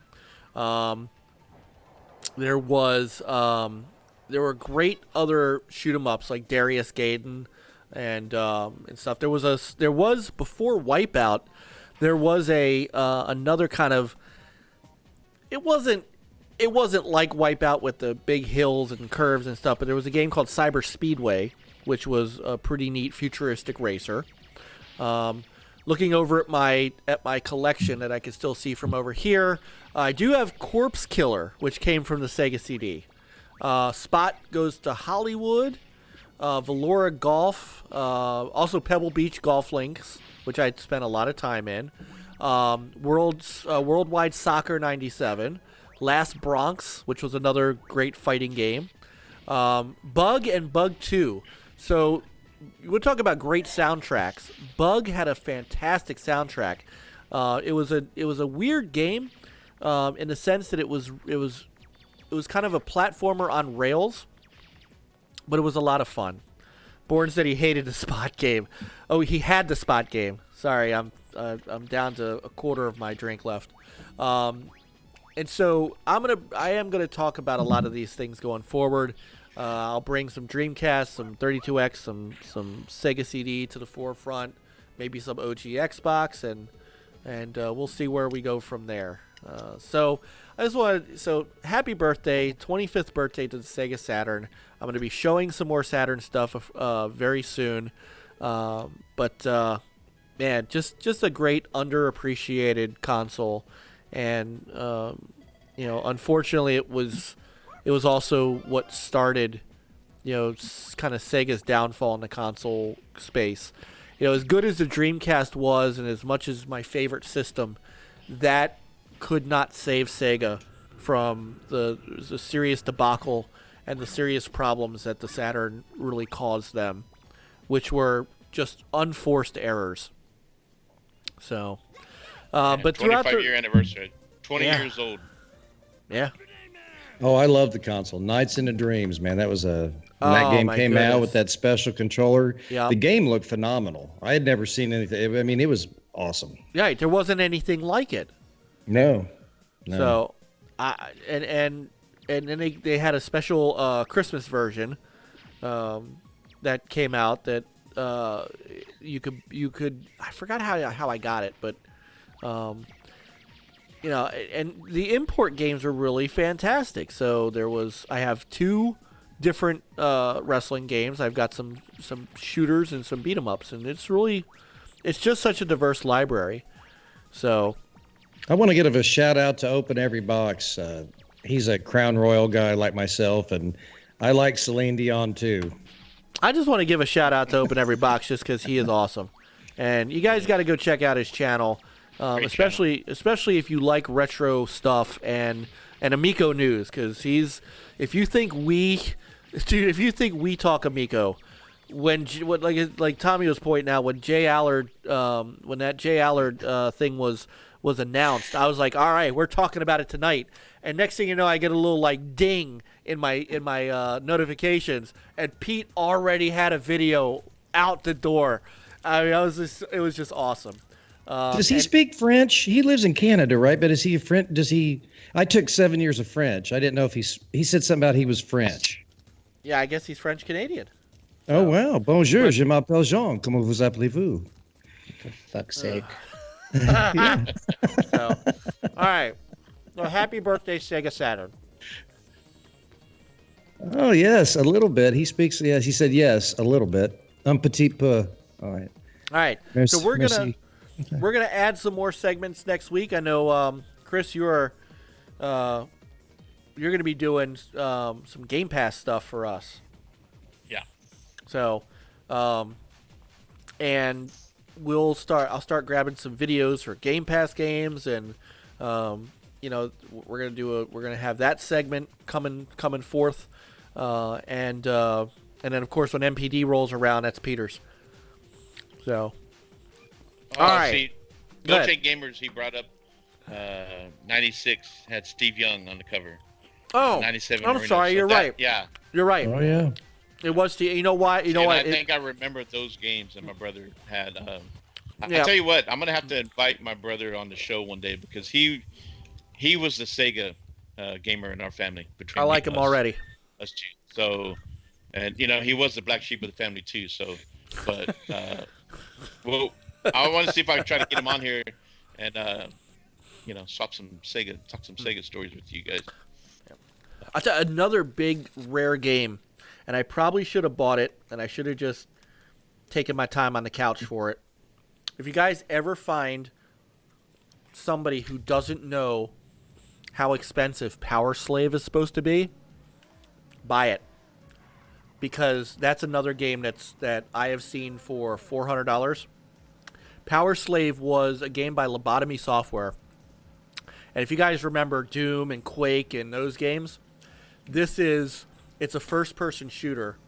It came out for the Saturn, but it also came out for the PlayStation, and it came out for PC. But I'll tell you, the Saturn version, by all accounts, at the time, even in reviews, the Saturn version was the best of it. It had an incredible engine. It was completely 3D, and it was unbelievable. One day I'm just gonna pull the trigger and buy it.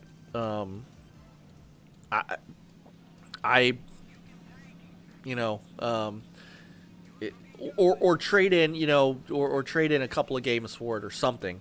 Sell my kid something. I don't know. All right. Let's switch gears. Let's start talking. Let's bring up the current times. What do you guys want to hit first? Want to hit Ghost? Or you want to hit Unreal? It's up to Frank. That It's came up to out. Frankie. Yeah. Either way, it's 2 more hours to go. So Right. Well, yeah. 2 1 more hour hours. We, heaven forbid, we go over. All right. Let's you start can with fall Ghost. asleep, Frankie. You can fall asleep whenever you want. It's all right. Right. Yeah. Like right now.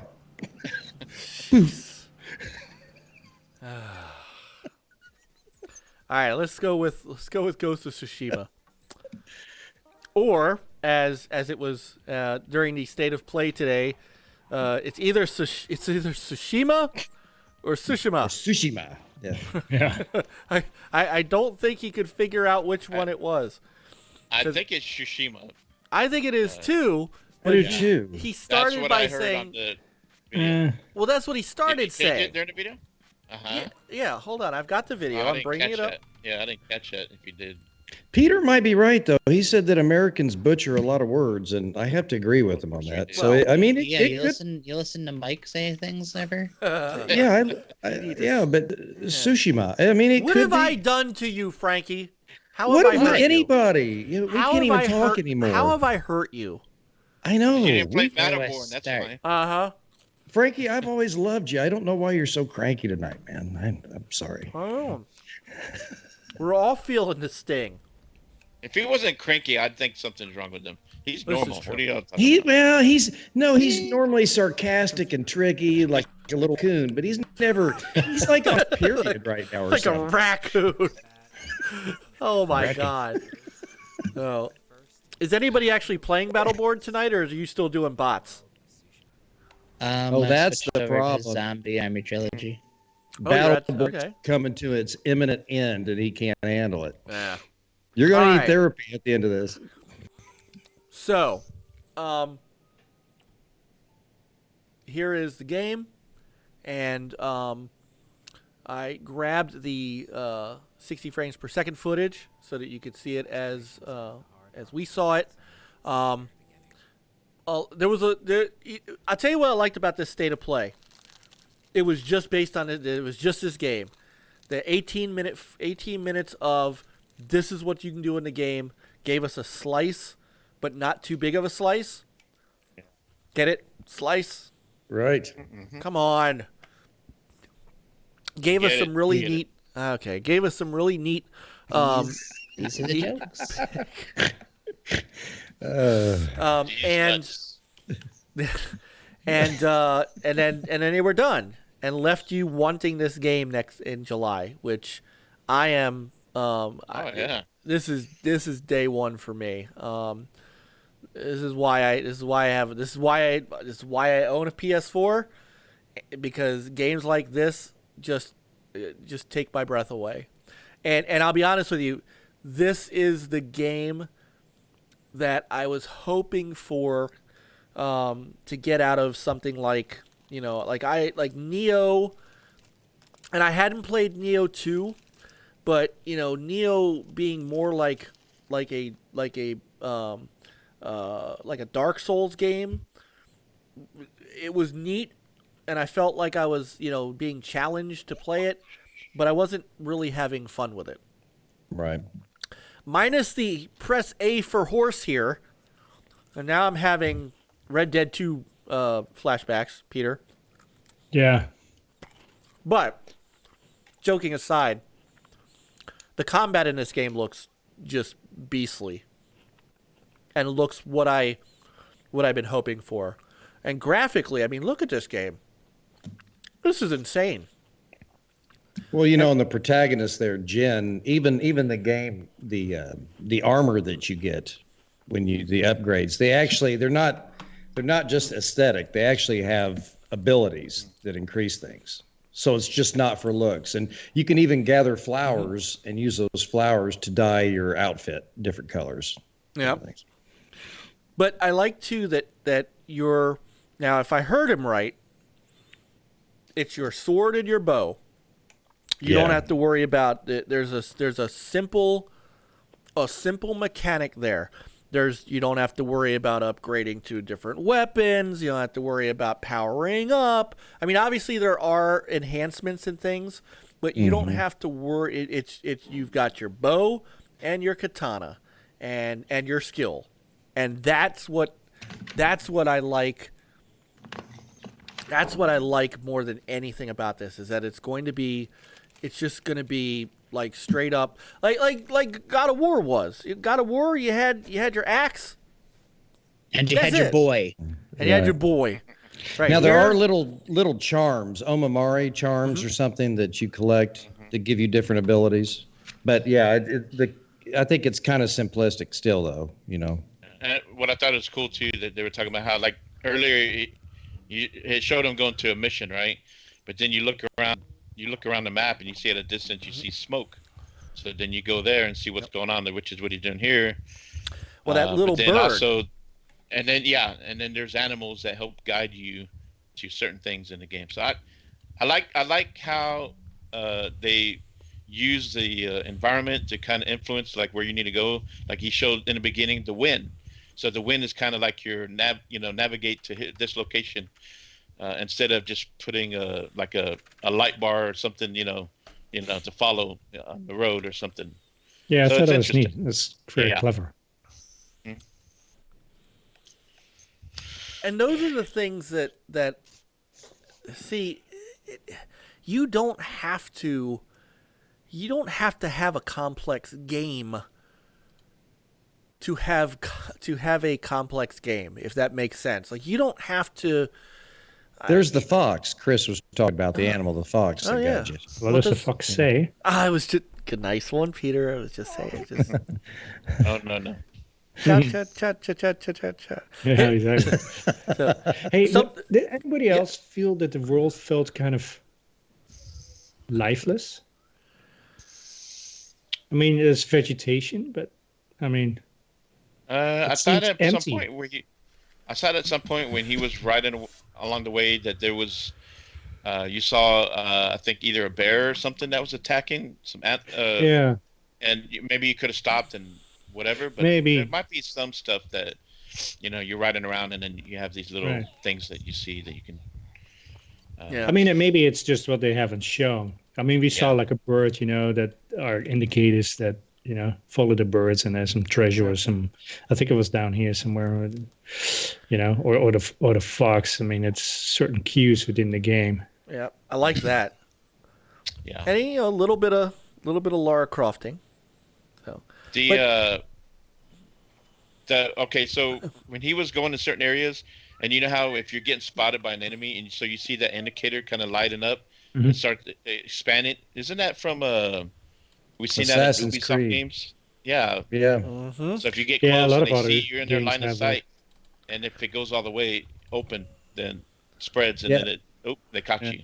Ghost Assassin's Recon Creed. stuff. Yeah, Ubisoft. Far Cry does Yeah. that. Yeah. Assassin's Creed. Ghost yeah. Recon. Ghost Recon. Yeah, that's where. Yeah. So one of the other things too is you, and I think we're gonna get to combat here in a minute in the video, but you can sneak up on folks like in Assassin's Creed and stuff like that. You can decide to run at them head on, or you can do stealthy, ninja samurai kind of stuff. I know that doesn't make sense, but you can be stealthy, or you can be right up front combat. So here, and you can see it. There's the bar, and you're right. That looks like pretty much every other game where somebody can see you. Now there's a standoff mode, so you can basically challenge them, into combat. And so here we go. So Yeah, I that's like cool. and I like the multi. I love this. This is what samurai combat is about, and I love how he holds the pose. Right, holds it for a Right. second, and then he wipes off the blood and shoot. That is really cool. That is. Now, I would imagine that like Shoot. those guys you just Shoot, you loop. just wipe the floor with, right? That's why it's Yep. easy, one slight. But I look forward to seeing the other warriors that it's gonna take a little bit to take them down. Well, You know, yeah. There's badass I Lord think there Tipsy. was He one said guy it. in here too that they just didn't. Yeah, I show, think there's you a know. guy with like armor that took Yeah. longer than Yep. once. That, Like, yeah, and you can see a little into bit of some fluff. parrying there. Yeah, they talked about that. Yeah, to open them up. Yep. Lord there you go. Tipsy said it better have fast travel. That's coming from the guy that played Destiny for 10,000 hours. Right. That's what they were saying, that the markers that Right. you travel to and Yeah. find her for. Now watch what happens too. Watch what he does with his katana. He's deflecting the arrows. Right. So I mean, I love that right there. That backward pose when he kills. That just is really, really, really cool. I don't remember if they showed it in this video, because I kind of skimmed through the video from here out. Here we go. Yeah, they're going to show. You could actually also, by the way, play this game in black and white mode. Yes. So you could play it like an old samurai movie. cinema mode. Yes. I call it Casablanca mode. Casablanca. I don't think Casablanca. I don't think he ran around killing people like that. Right. I don't know. To me, that's gimmicky, but It is gimmicky, but it's a cool gimmick. I'm not saying it's For the a people game that changer. love that kind of stuff from the samurai movies, that's what it's for. Yeah. Yeah. So there you go. So now he threw something to distract. So this is kind of normal stuff, but then he, boom, and good night. Good night. Oh, right through the bottom of the throat. Yeah, man. That blood's still on his face. Ugh. Right. So, I'm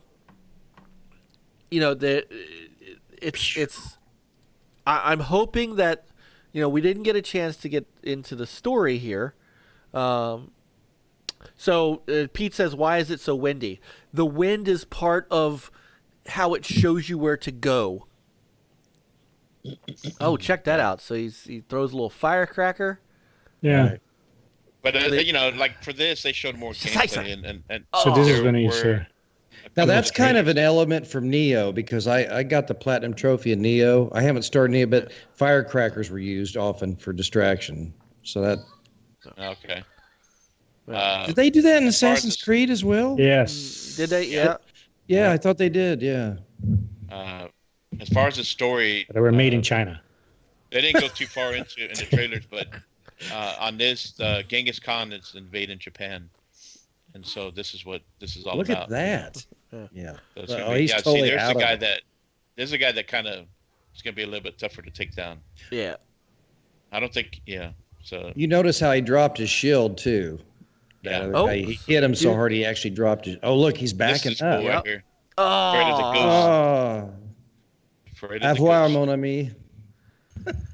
So, Pete, this is out on PS4 and PS Pro, and Jeff's right. They used the firecrackers as Vin Diesel called it, Sicaro too. Sekiro, yeah. But Pete, this of course, when the PS5 comes out, we are expecting that this will have a PS5 mode, a grappling hook, PS5 mode, and possibly enhancements for it. But this is coming out in 2 months, so it will be back. It will be out for. Pong said, "Ye old take out the windpipe move." Hey, if you can't scream, you can't call for help. So. But this does remind me a lot of Assassin's Creed. But you know what? I say that lovingly because there are Assassin's Creed. This gameplay is what I love about games like that. Like I said, if this has how we talked about we all kind of felt that the Assassin's Creed games were kind of too big and we wanted more story. Maybe this will have some story that. Yeah, watch so this. I'm fine with the Assassin's Creed. No, I think there is because from what I was gathering from the trailer, his father, I think, or wasn't happy about It's his uncle. him going to war, or his uncle. So there might be some people that are like, hey, we don't want to fight Genghis Khan, or we don't want to go to war. So maybe this guy joined with the group of samurais, and they're gonna go after the Mongols. So I think there is going to be an interesting story to it.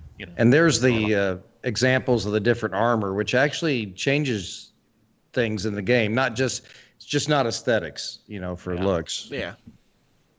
Now. No, it's a. Then there's And the the charge. weapons are behaving differently too. Yeah.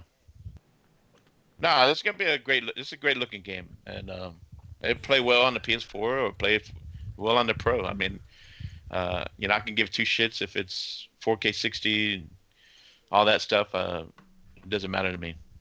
From what I see, I like what I see. So I'll probably, when I get a PS5, I'll probably play this on the PS5. I don't think I'm gonna give me another PS4. So. Yeah, I don't. You're so close to that. Yeah. I can understand. Now. From what I understand too, is that to further, and I know Peter, this is also gimmicky, but you can also play the game with a Japanese voice track.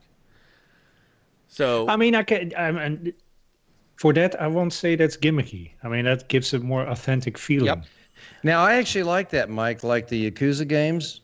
That's one of the things that I actually like. You've got the Japanese voices, but you got the English subtitles. And what was that movie, Crouching Tiger, Hidden Dragon? Yep. That's how I watched that movie. I watched with the English subtitles. I that way.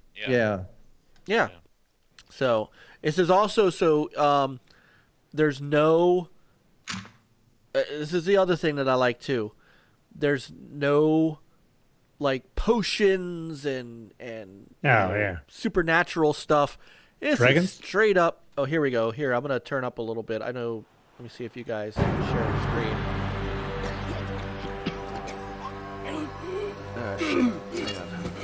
Oh, look at that. A Japanese voice track option with subtitles is a perfect fit for our game. So I'm happy to say that before the first scene even starts, you'll be able to turn this option on.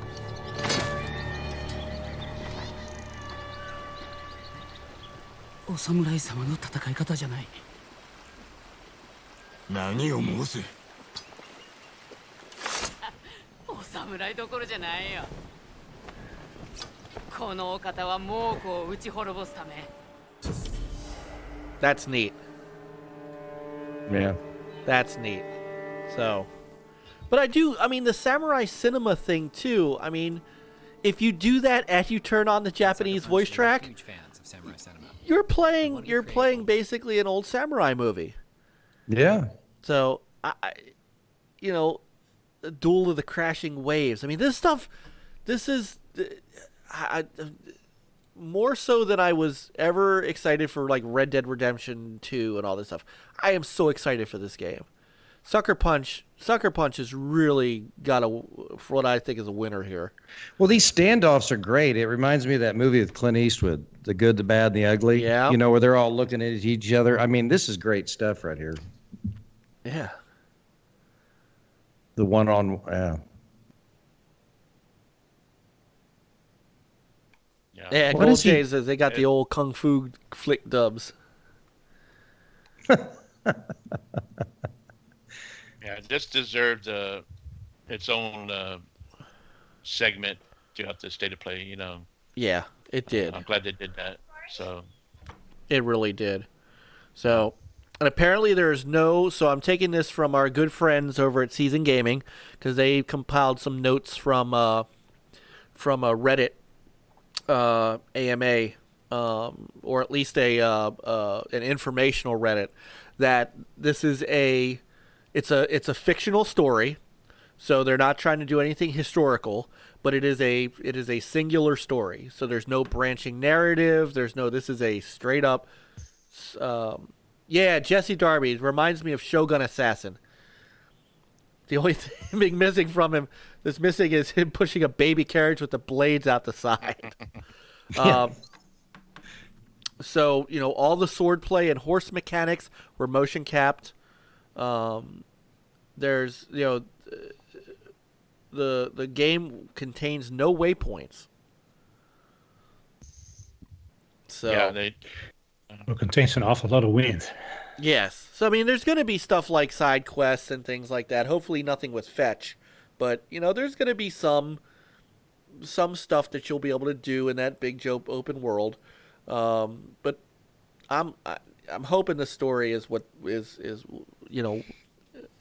Look, Sony knows how to build a story. I don't know that I'm concerned about that. So, but so that's Ghost of Tsushima, and we'll be definitely back to talk about it in July when we got our hands on it. So, yeah, look forward to seeing y'all's gameplay. Mm-hmm. yeah. It's gorgeous. Yeah, Also, I want to see more of it, more of the yeah. world. Oh yeah, 'Cause this right one. now I'm not $60 sold. I've No? actually got Okay. I've actually got the collector's edition on this already pre-ordered. Drink.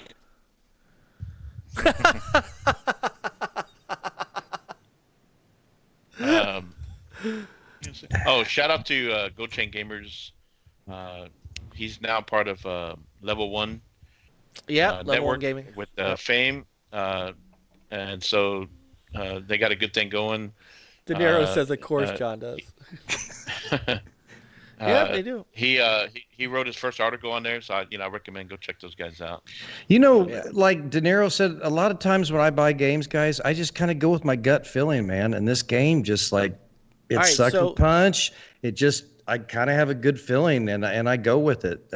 And I usually get collector's editions on games that I think are going to be really good. This one just really is getting to me. So, All right. So I want to hear from Frankie and Peter because they've been the most quiet. But Peter's not sold. No, it's okay. Talk to us. No, I know it doesn't look as good as like some of the other previews we've seen, and the world seems kind of like, a lot of green, but that's about it. So Okay. That's I fair don't know. because this is made for the PS4 to play on the base PS4 too. So yeah, but they didn't say if they showed there's this some on other Pro, right? games that are more lively, like Red Dead was more lively than this. Yeah. Kingdom Come had a lot of NPCs. Yeah. Yeah. So I definitely need to see more. All right. Or That's I fair. can That's fair enough. definitely give my thumbs up, because right now it's like meh. Oh, he's in meh. Yeah, meh. Peter does not meh very many games.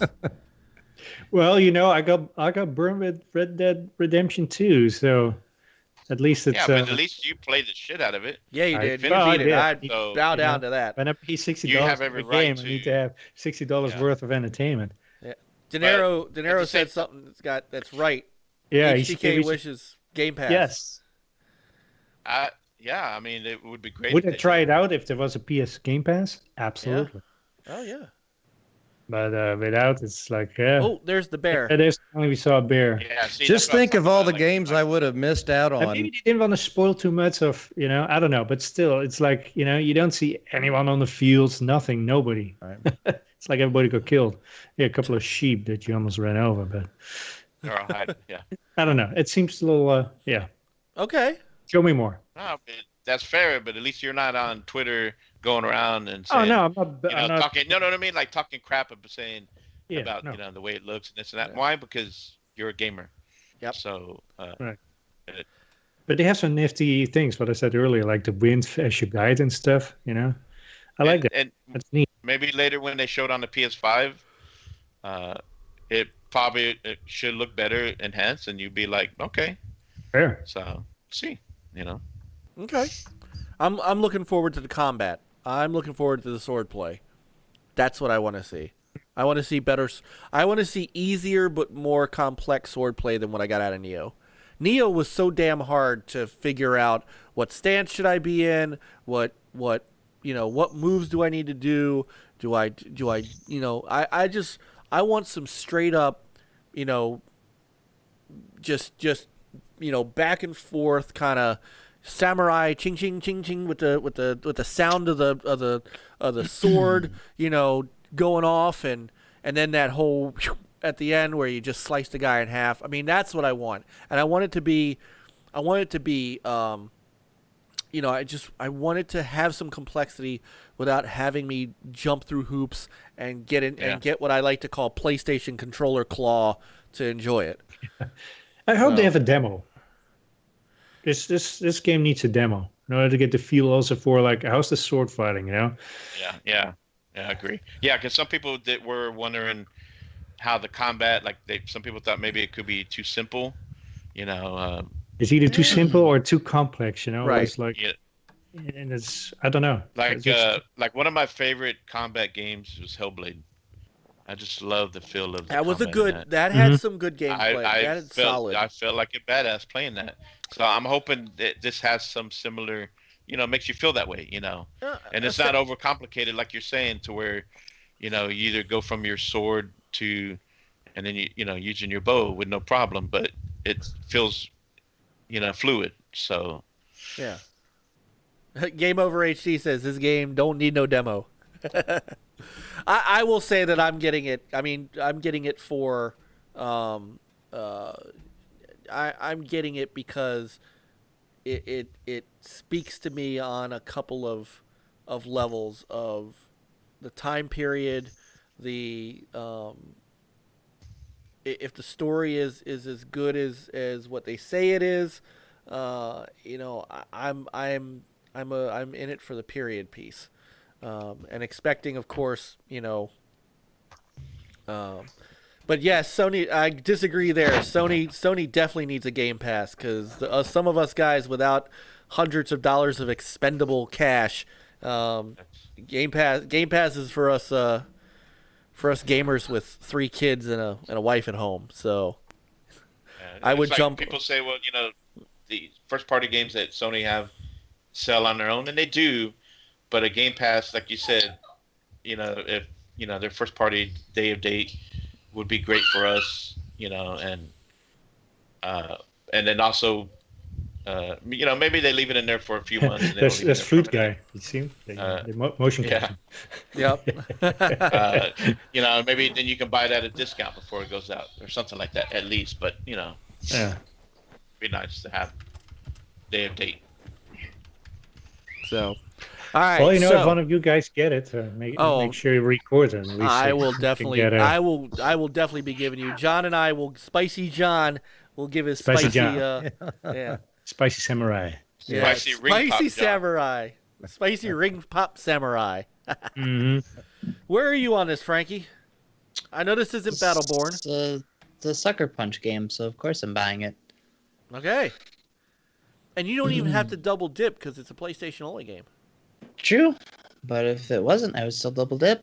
I know you would.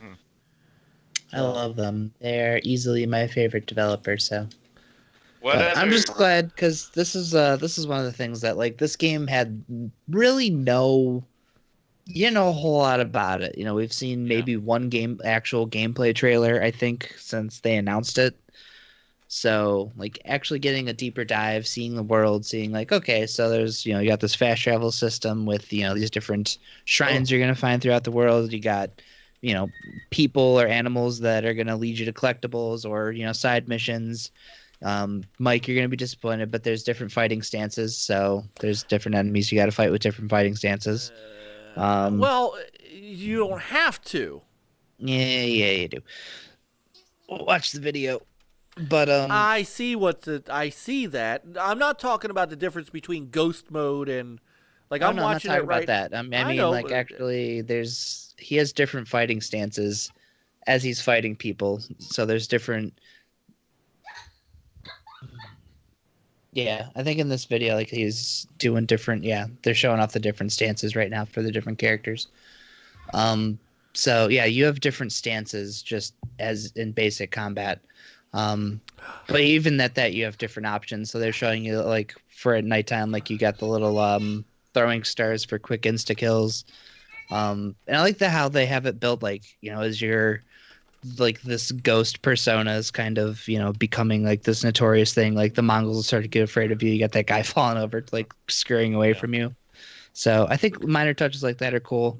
The way that they're talking about it with how you can play the game either as a dishonorable dishonorable ghost or the samurai. I'm wondering if that'll be kind of like how the Infamous games have that karma system, so it's either good or bad, and that kind of dictates how the story ends.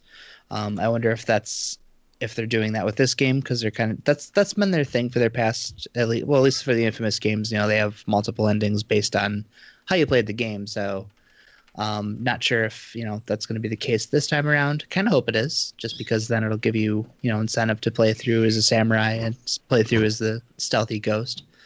But this just looks like you said the comparisons to Assassin's Creed, like the Assassin's Creed of yesteryear that I love. I feel like that looks like what they're going for with a lot of the combat in this game. So that's making me happy because I know Assassin's Creed won't deliver on that anymore. But yeah, I was really happy with what I saw. Just kind of wanted to see what this game looked like in action. So it was cool kind of getting an idea of what the world looks like, how we're going to be exploring it, and just the type of stuff that'll be in it. So I know you were saying like, look, the world looks empty, but their whole thing was just, we're showing you what, how you're going to be exploring. There's a fairly decent sized map, and Sucker Punch typically, they're pretty good about filling their world with things to do. So I'm not really too worried about, not having anything to do while you're running around doing things. So, but I don't know. We'll see. I'm very excited about this game. That's going to be like my favorite day of the year. So. Oh. July So 7th. what other games has Sucker Punch made? I mean, I play games, not Besides Infamous, devs that's what I was going to ask. Infamous. They made the Played Infamous Yeah, games.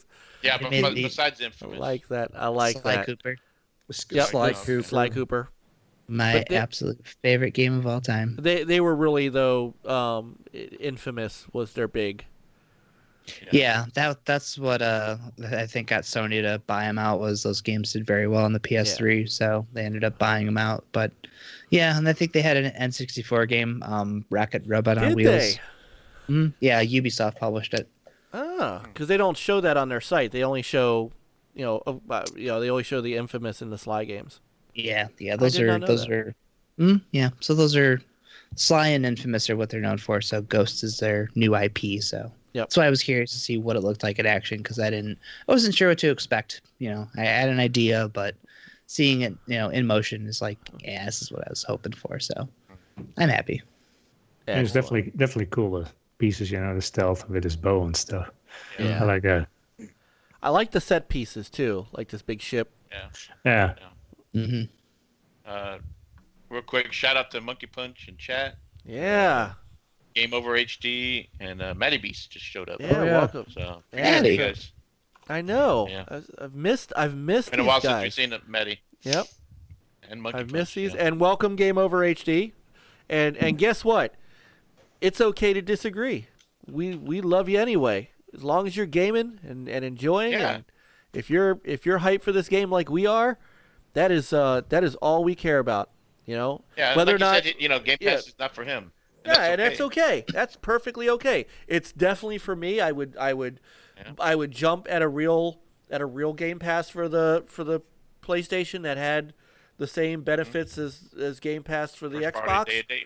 Yep. If they did that, they'd have my money. Hey, I have a question. Games that come to PC, do they have trophies? Or is it just completely Probably separate? not. I assume if they're on Steam, they'll probably have Steam achievements, but I don't think they're gonna have Okay. trophies. So It's a good-looking question. hey, also want to shout out. I don't know if he's still in the chat room, but Shizno Elite hasn't been in a while, and he popped in tonight. I just wanted to. Yes, he I've did. seen Okay, it. I didn't see him. Yeah, I saw him. I wanted to make sure. It's just nice. It's nice to see some old friends coming through, and look, we know Thursday night's not. I have a feeling part of our issue is Thursday night's not the greatest night for people to watch a podcast. It's the best Bad night at the for all time, of. a lot of people. Yeah, it's the best. You know, It's the best night for all of us, but it's not necessarily the best time for everyone to watch. So those of you who do hang out with us, here at either 11:45 or even down to 8:45, we thank you so much. So all right, let's get to the other. Okay, go ahead. Sorry. Real quick, and those that, we notice that people, watch it afterwards and make comments. So we appreciate all that. Just, make a comment, let us know, hey, what you thought, and, Leave give that us a like, dislike. share it out, or the dislike. Yeah, leave that dislike. Whatever Hey. floats your boat. Yeah, if you So, if you dislike, we got tell 3 now, why you so dislike it, not we got because 3 now, so we're doing good. So Yeah. Hey, he got his buddies. yeah. It's like, hey, Mike's on. Let me go downvote his video. That'll make me cool. Roll, it's rolling. It's Tommy's haters, man. They're coming for you. Yeah, they're coming for me because I'm Yeah. shilling. So I'm shilling like a villain. Anyway, yeah, we appreciate everyone who comes through and spend a little time with us. It's why we try to do everything we can to recognize you guys in chat, and to make sure if you guys have something to say that we get it out here, because you guys are important to us. And seeing Monkey Punch and seeing Maddie and knowing that De Niro. So Mike, I have a 3-year-old. No day is a good day for me, and I understand that more than you know. Daredevil Dave, he came in during the Retromania interview with Mike Harmon. He's been here ever since, and it's great because we love him. And he plays games, so we're gonna get him on, and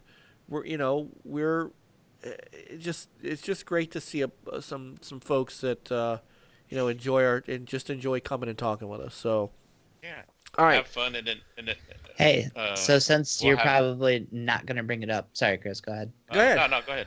No. Oh, no, go ahead. Please. Finish your No, turn. just real quick. I was gonna say that, over time we do random giveaways just because, and when we talked about earlier about doing the giveaway on Amico, that's our love for and appreciation for everybody that shows up.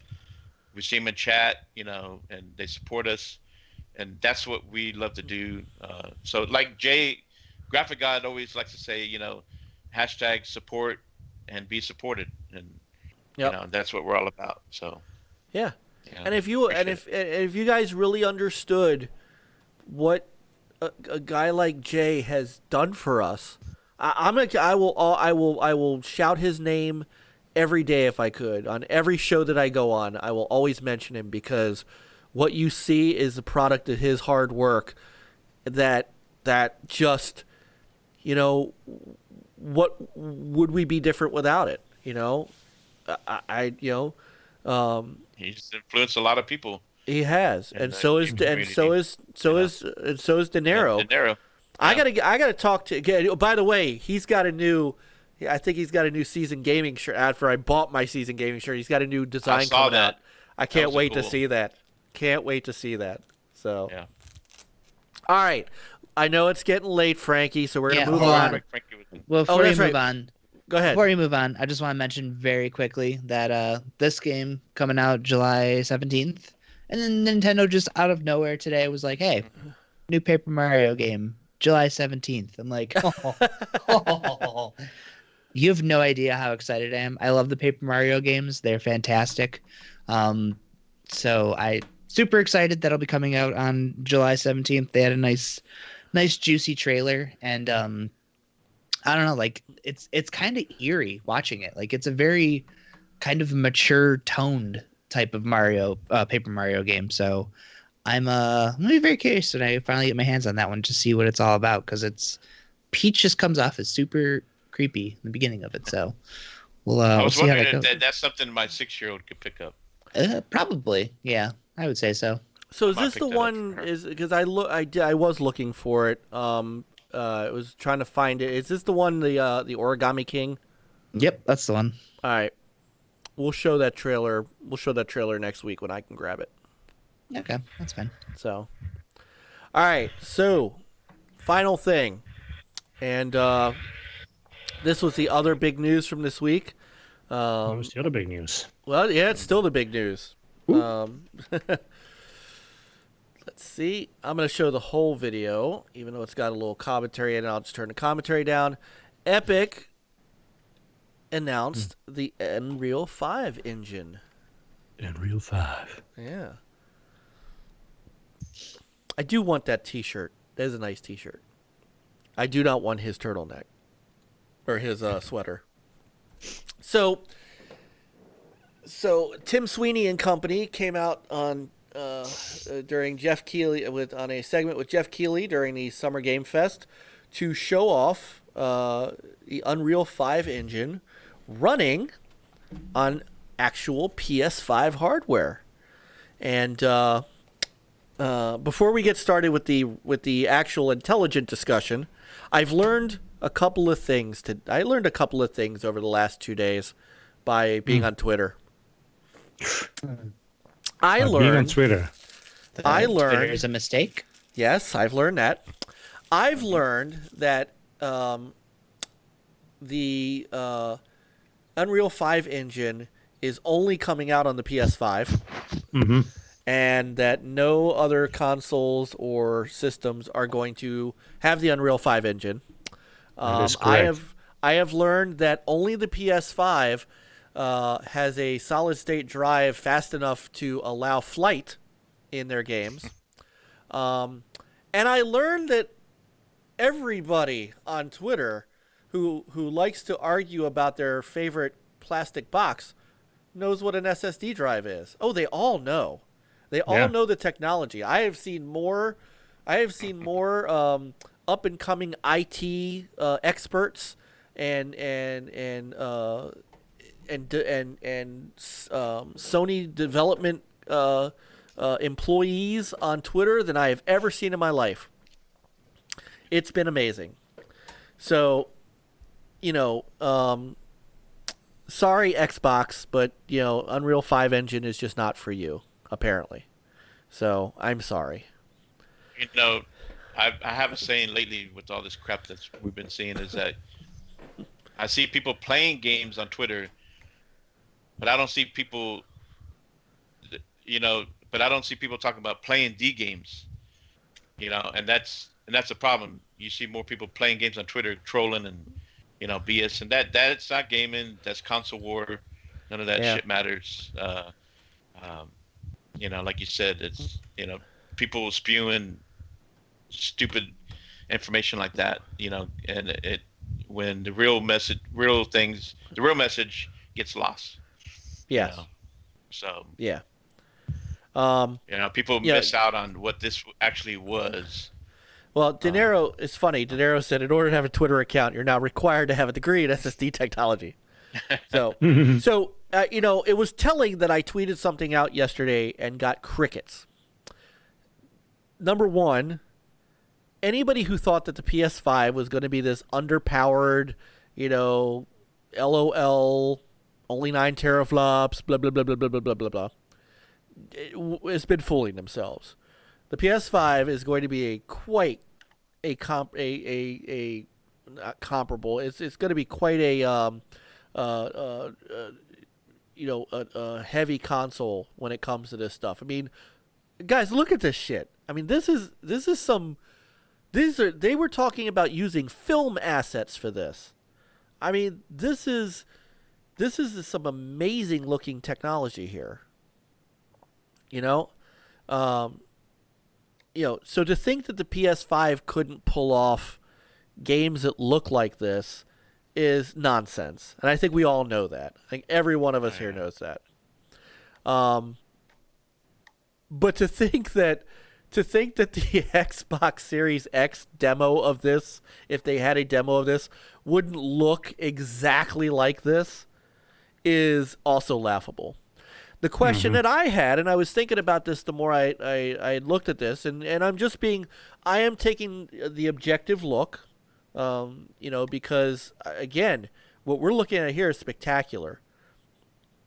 I don't care if, I know the Jesse, and this is not a slight at you, Jesse, at all, because you mentioned, it's 1440p 30. I get it, and maybe this same thing running on the Xbox Series X would be a native 4K 30, but whatever they did to make this look like this is amazing. Go ahead, I think they made a mistake to couple or mentioning to mention anything PS5 with this Unreal Engine 5 tech demo for a couple of reasons. First of all, I slightly agree with Jesse Darby about the resolution and the frame rates. 30. I've seen parts where it looked even worse than that. It's like, that doesn't show confidence in PS5. Then there was in my opinion, a little laughable bit about there was that corridor, right? And I forgot who said it. I don't know if it was Mark Cerny who said oh yeah, you don't need Tim to have Sweeney. Tim Sweeney?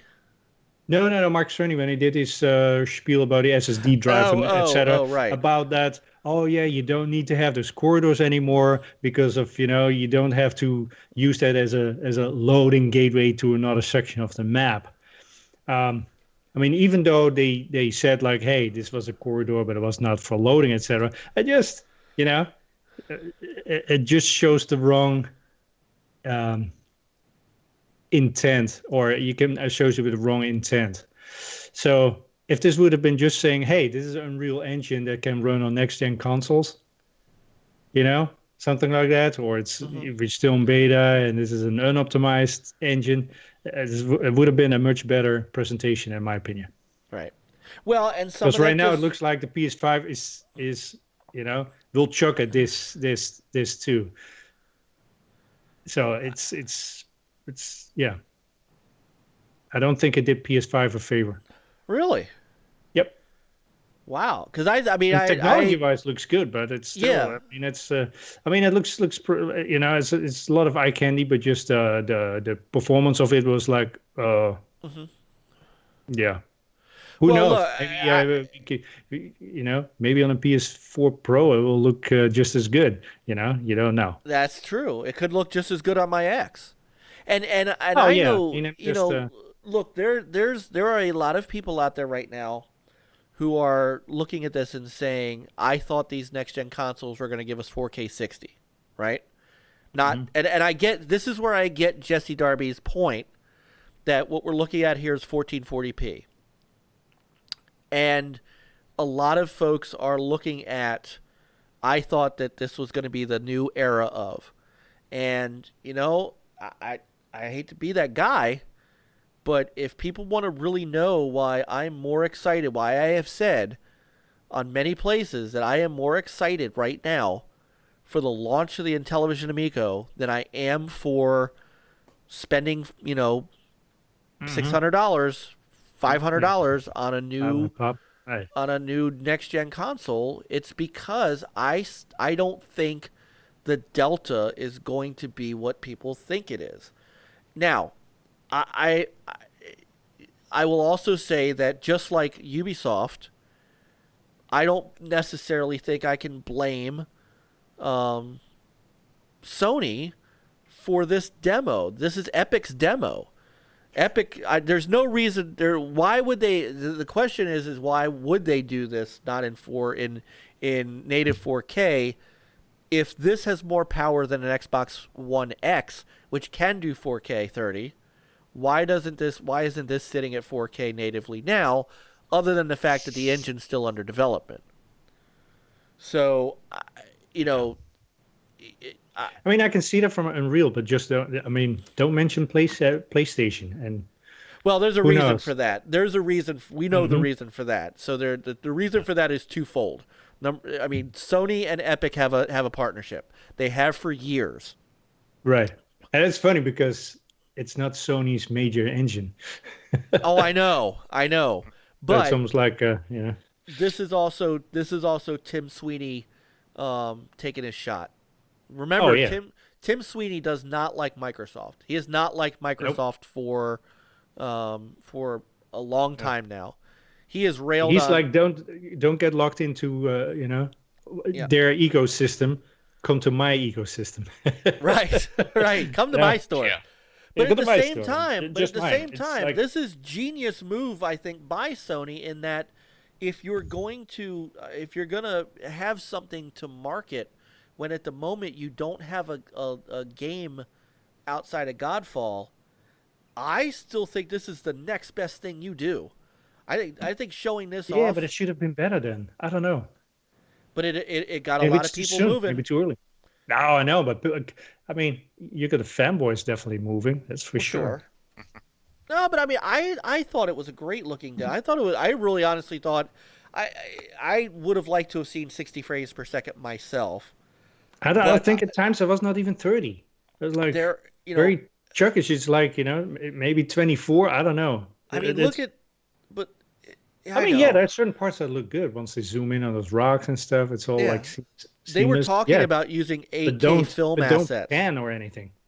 So, I mean, when I first saw it, I thought it was a good-looking demo.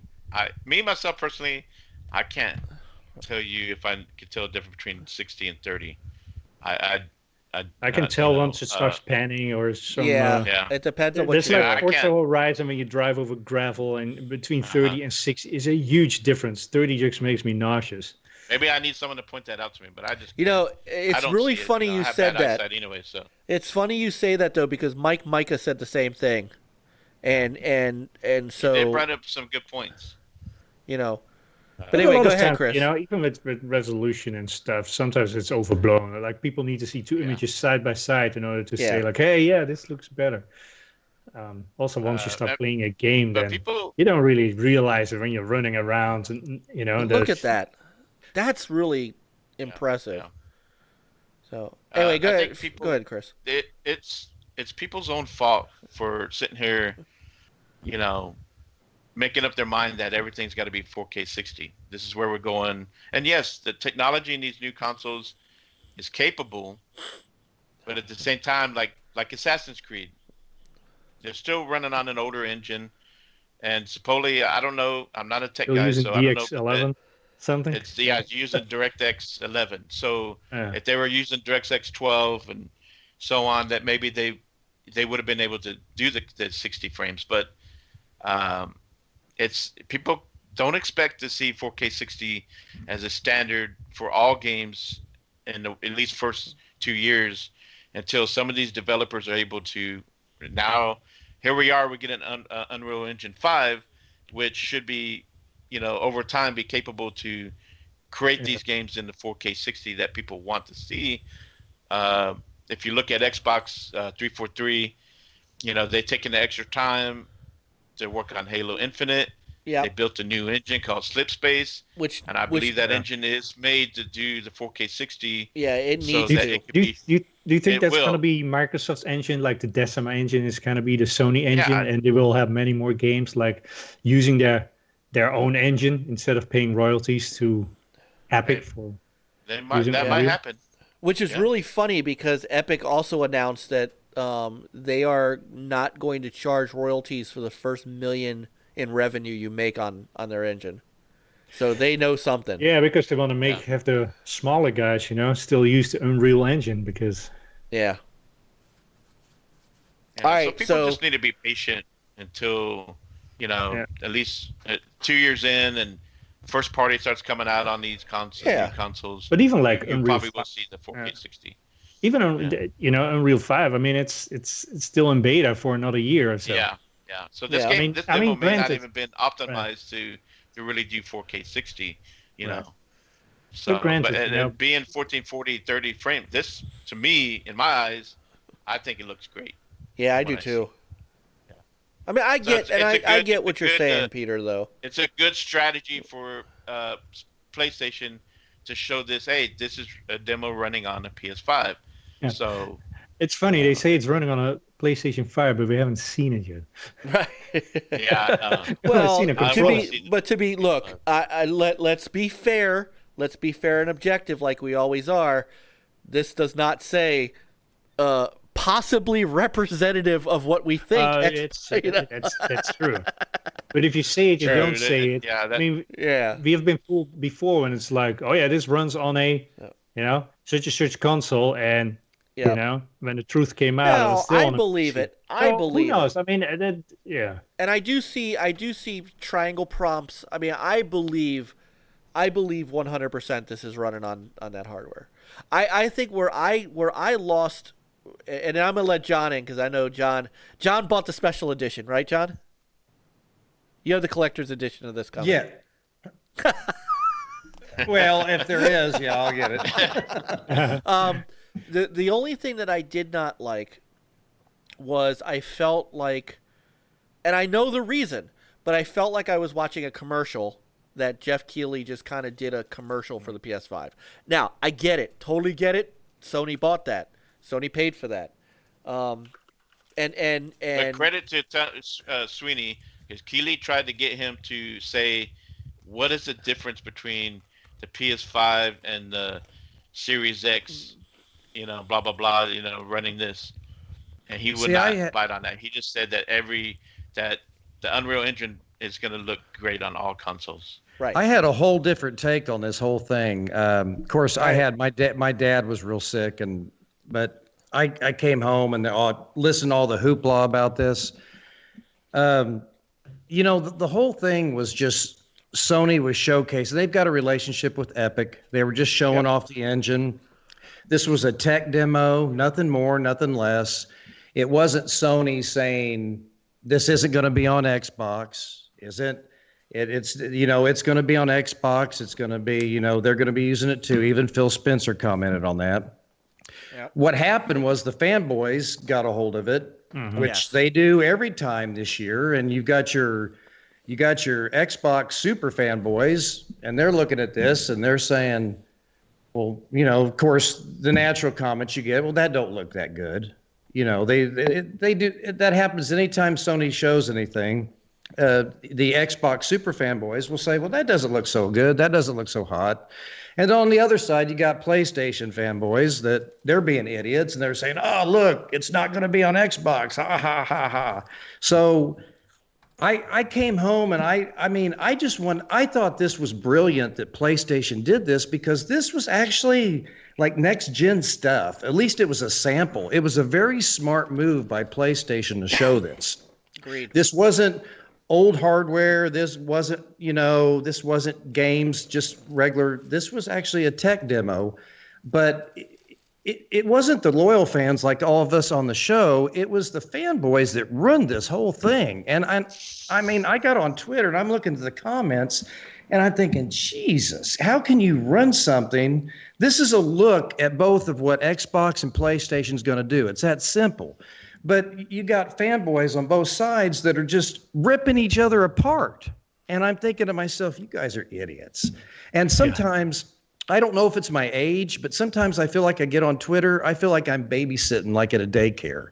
Because a lot of people can't even have an intelligent conversation and talk about things without the fanboy stuff. I mean, Sony wasn't, like I said, they've had a relationship.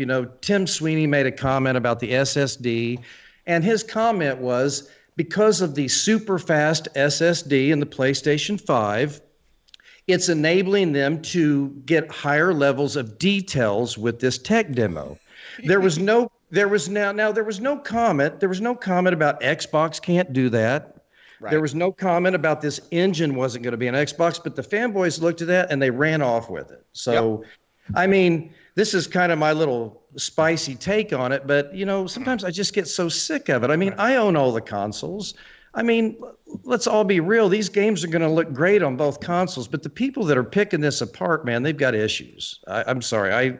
I read some of the comments and people, No, and that's but what do you but do? And what's funny is that to their credit, Sony got people to believe that Microsoft has no idea what an SSD drive is. Like I literally read people that said there's no way that the Xbox Series X is going to be able to do the flying sequence in that demo because the drive is not fast enough. Oh, well, they're a bunch of clowns. Are you kidding me? Did you put him under the block hammer? I'm sure you guys all agree with me. And I know Chris and Peter and Frankie. I mean, of course. It was just a tech demo, but I mean, people are like losing their minds over this. And this is why we can't have anything nice. This is why there is constant arguments. And De Niro, he says, who do you follow? De Niro, they're out there. Mike, Peter, you guys see the same things I'm seeing. I started blocking. Right. I started blocking. Start muting and blocking. Yeah, I've started muting. Oh, well, I know, I but do that. I've done that. The only reason I don't mute or block is because I like to hear the idiots say things that they don't know about, because then I've got something to talk about on the show. If I block everybody and I make myself immune to all that, I mean, I've got broad shoulders. I actually like hearing these clowns, some of the statements, because I'm like, ooh, this guy thinks that Xbox can't do that. Well, I'll talk about that on the show tonight. So they actually give me ammo to use. It is. I will say it's like a train wreck. You have to turn your head and watch it. But at the same time, the reason that I enjoy Thursday nights is because I know we're going to get on here and we are going to talk about this as first off as adults. Number one. Right. Number two, we have enough experience and intelligence between the five of us to understand how this stuff works.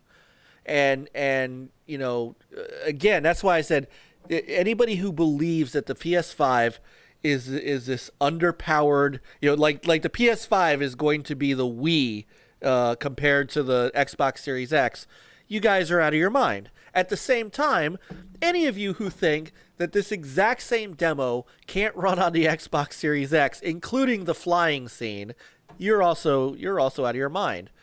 There are honestly people who think that the SSD and the whatever secret sauce IO that's in the PS5 is stronger than the GPU and CPU. That is what we're getting from these people. And I think if you step back and you understand, everybody here has great points. I think this looks beautiful. Peter thinks that this didn't do the PS5 justice, because of the frame rate. There's a lot of that. There's a lot of both opinions in the chat room. Frankie, where are you? I liked what I saw of the demo, but it's a demo, and I don't know that any kind of actual game is going to come of this. That flying section was really, really cool. It was. But I don't know. I tend to avoid comment sections for all this shit because I don't care. I don't give a shit. Like, everyone's like, oh my god, PlayStation did this, and like I don't fucking care about what PlayStation, what Xbox are gaining out of this. Like, this is what we're gonna be like. These are the types of games, like gameplay wise, what we can expect next generation. Right. Everyone's like, oh well, it's only 1440p and running 30 frames. It's like, yeah. Look, Doom on the Switch runs at 30 frames, and it feels like the 60 frame experience you get on the Xbox and PlayStation. So, who the fuck cares? I think people that pick this apart, Frankie, I think they're going to be real. They're running it for all of us. This is an exciting time for Xbox and PlayStation, and these people are nitpicking. This part right here. Watch this part right here. I want to take you back a minute.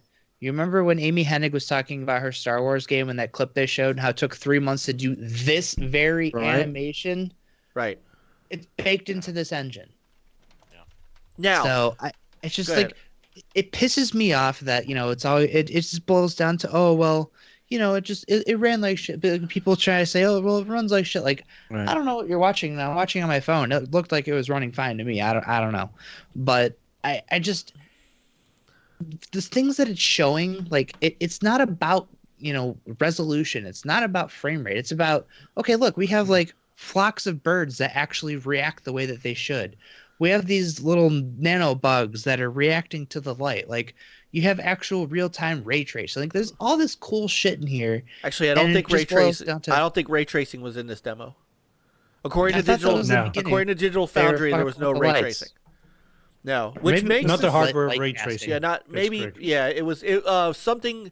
They had some sort of global illumination. Yeah, they're fucking with the lighting. Like they're showing off all that stuff. No, I mean, but like I said, like the shit. But there again, I mean, most people they would look. You wouldn't even know if you're looking at ray tracing. That's what I'm getting at. People are it's only 1440p. The game looks gorgeous, and once again, just like in the Ghost of Tsushima video, you got 18 minutes of footage. Lumens. All of a sudden, people are making judgments about 18 minutes that they saw, which is probably a very small portion of the game. So I tend to be very careful about making judgments when I only get to see a few minutes of gameplay. But what I was most excited is this is next-gen kind of stuff we're going to see on Xbox and PlayStation. Real gamers should be excited about that. They shouldn't be arguing with each other.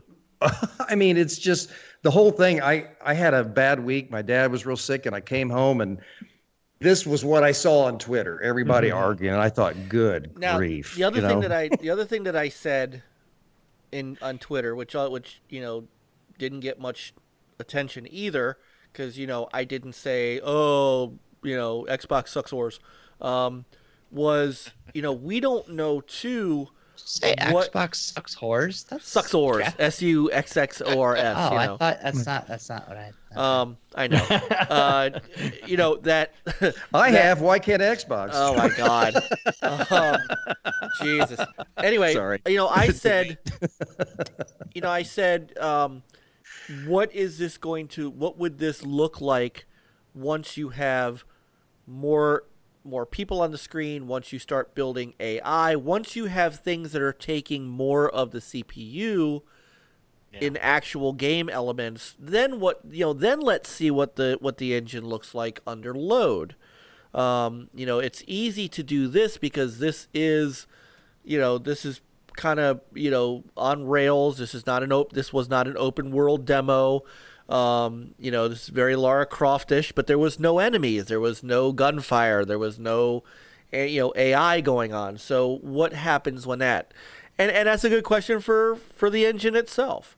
Again, I think that anybody who believes that both consoles aren't going to be able to do these games that look like this. But that's why it should be, that's why the name PS5 should not have been mentioned.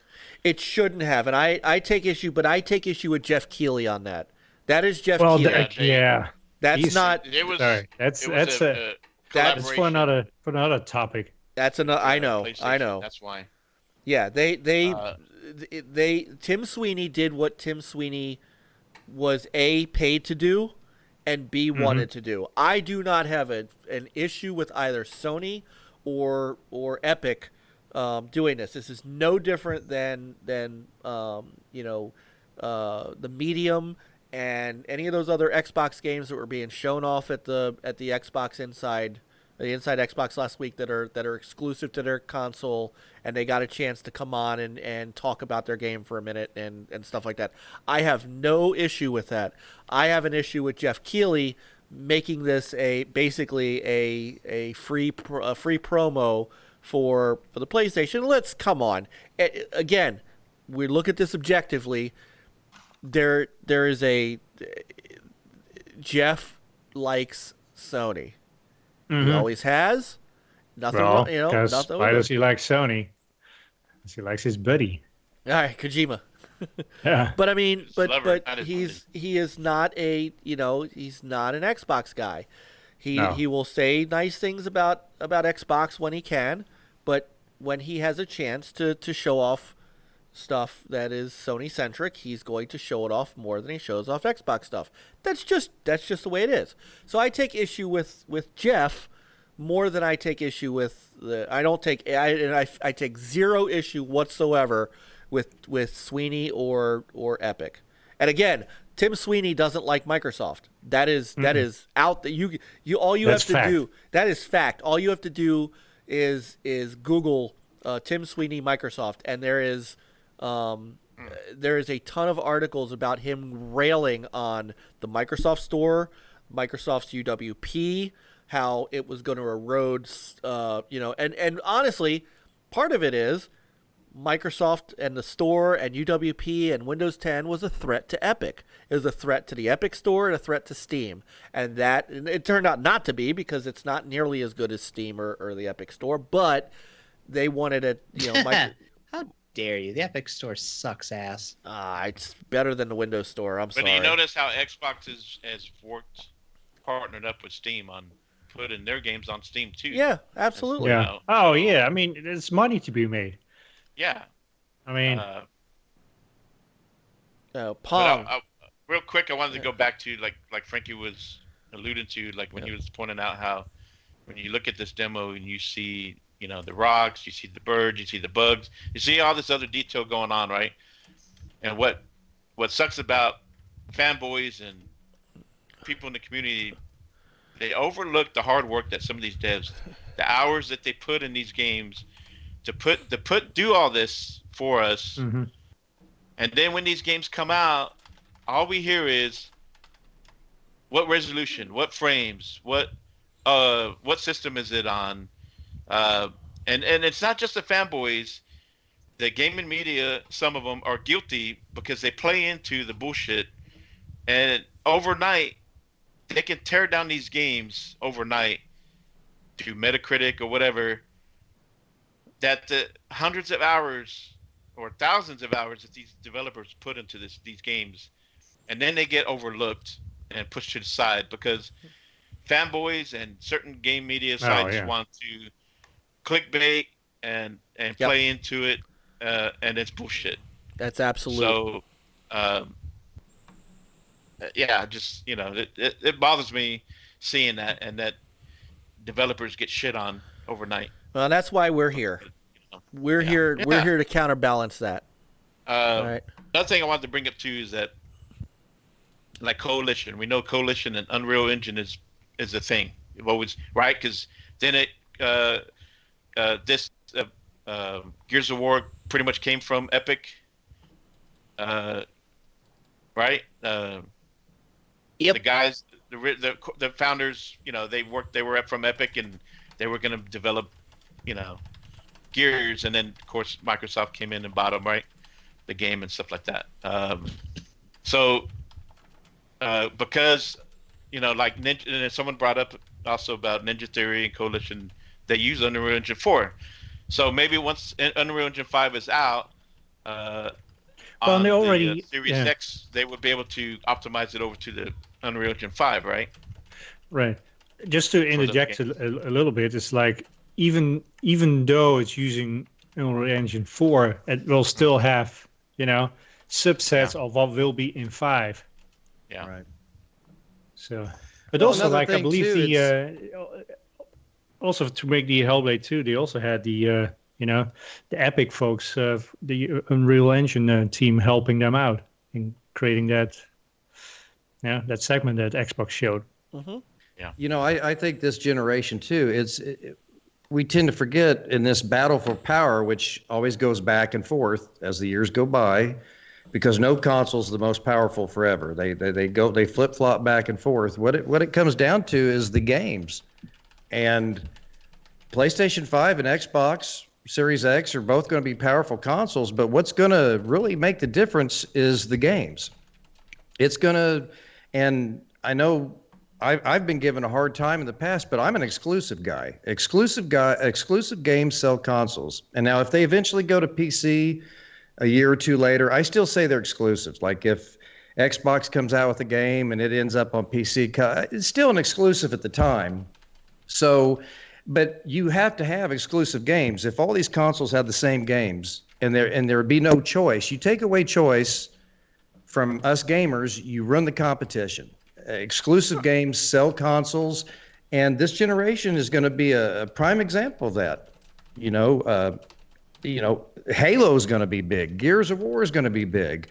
If they come out with Bloodborne 2, that's going to be huge. Those are the type of games that lean people toward buying a console. That's why I got my PlayStation, was because of a baseball game. So that's what yes, I am a nerd, but that one game for not having baseball for 8 or 9 years led me to get a console and Switch, which was my primary console. And I fell in love with the Sony library games. I still love my Xbox, but that's what won me over was the games. It wasn't the PS4 was more powerful because I got the Xbox One day one. I didn't get a PS4 till 3 or 4 years later in the life cycle of these consoles. In fact, I didn't think I'd ever buy a PlayStation console. So it wasn't the power, it wasn't that, it was the games. If these companies focus on the games, if Xbox takes these new studios they bought and they can provide good quality games within a few years, because it won't all happen at once. So you have to give them a little time to nurture these studios and come out with games. But if they bring quality games, Xbox is going to do real well this gen. If Sony continues the games, they'll do real well. Now, if they drop the ball and they get away from that, then they're going to suffer a little bit. But I'm all about the games. So I think there's always I mean, that's what we are. We always care about the games. Yeah. I mean, you know, where for me, it's wherever they may wherever they are available. Right. And I don't need Metacritic to tell me what's a good game. Right. Exactly. And once you get up over 10 teraflops, between 10 and 12 teraflops, I really don't even know at that point if there's going to be that much of a difference. I'm not a big tech guy, okay, but it's like the Xbox. They've got a slower SSD drive in it, so it's got more teraflops. Well, you got all this information, but you got a little more narrow pathway. The PS5, you don't know what's all attached to it, The PS5 has a little less information, but it's got a broad pathway. So one could argue. But we don't know that. That's the thing. So we don't know that yet. And but what I'll say is that's where I think Sony is, once again, their marketing is on lock because they've got people believing that somehow Microsoft doesn't know how to I/O an SSD drive. It's funny because they've talked about Velocity Engine and all this other stuff. Oh, I'm not saying that. I know, but what I'm saying is that they have all this stuff that they've talked about that deals in I/O and all that stuff. No one heard that, but they hear Tim Sweeney say, "Oh, there's some magical I/O in the PS5," and all of a sudden, the Xbox Series X is a piece of garbage. Now, you're not saying that. Of course you're not saying that. No, I'm saying if you got a shovel and you shovel up a scoop of dirt and you got a little crevice to get that dirt through, what I'm saying is if PS5 doesn't have as much dirt in the shovel, they can do faster scoops through that hole. It's the same. I'm saying these systems are probably going to end up balancing out. I'm sure they are. And so one's going to be a little faster or maybe has some things that they may be able to use that extra speed. It just makes common sense to me. I'm not saying that, but I mean, to think that I don't think the difference in the teraflops is going to make that much difference. I think a lot of people that are arguing over this are championing, these teraflops. I think they're going to be disappointed because that's not the end all to the games. We've already seen what a base PS4 can do with some of their games. They're just absolutely beautiful. Oh goodness, yes. And just like on the Xbox One, the original day one, I still fire that up once in a while, and the game still look. I mean, Rise, Son of Rome, Rise is still right. So that kind of right there tells me the Rise, the 900G game. I can't look good. Yeah, I mean that game was beautiful. That was one of my favorite games. That game holds up today. And that was on a day one. Xbox One looks better than most of the games now. So. I think So people the new are. argument going into the next gen is, the last gen it was like Frankie brought up, it was 900p, 720, or 1080, right? Right. Now going into the next gen, we're gonna be all about those frames, right? I Who's think doing it's 30, going to who's be doing a 60, combination, who's Chris. I think it's going to yeah. be whatever gamers can find to argue about is going to be. You know what I'm It's gonna saying? be Oh, it's gonna yeah, it be never ends. whatever buzzword executives Whatever tell the people. buzzword Yes, is, the whatever the buzzword. trope at the moment is, the gamers will find it, and that's what they'll argue about. Whether Yep. it's frames, resolution, they'll take a beautiful game and say, "Oh, it's beautiful, but it's only 1200p." So my They're God, all- I'm too good to play that. Everyone's an And with Quantum expert. Break? Yeah, exactly. Oh my God! Do you remember when they talked about when temporal?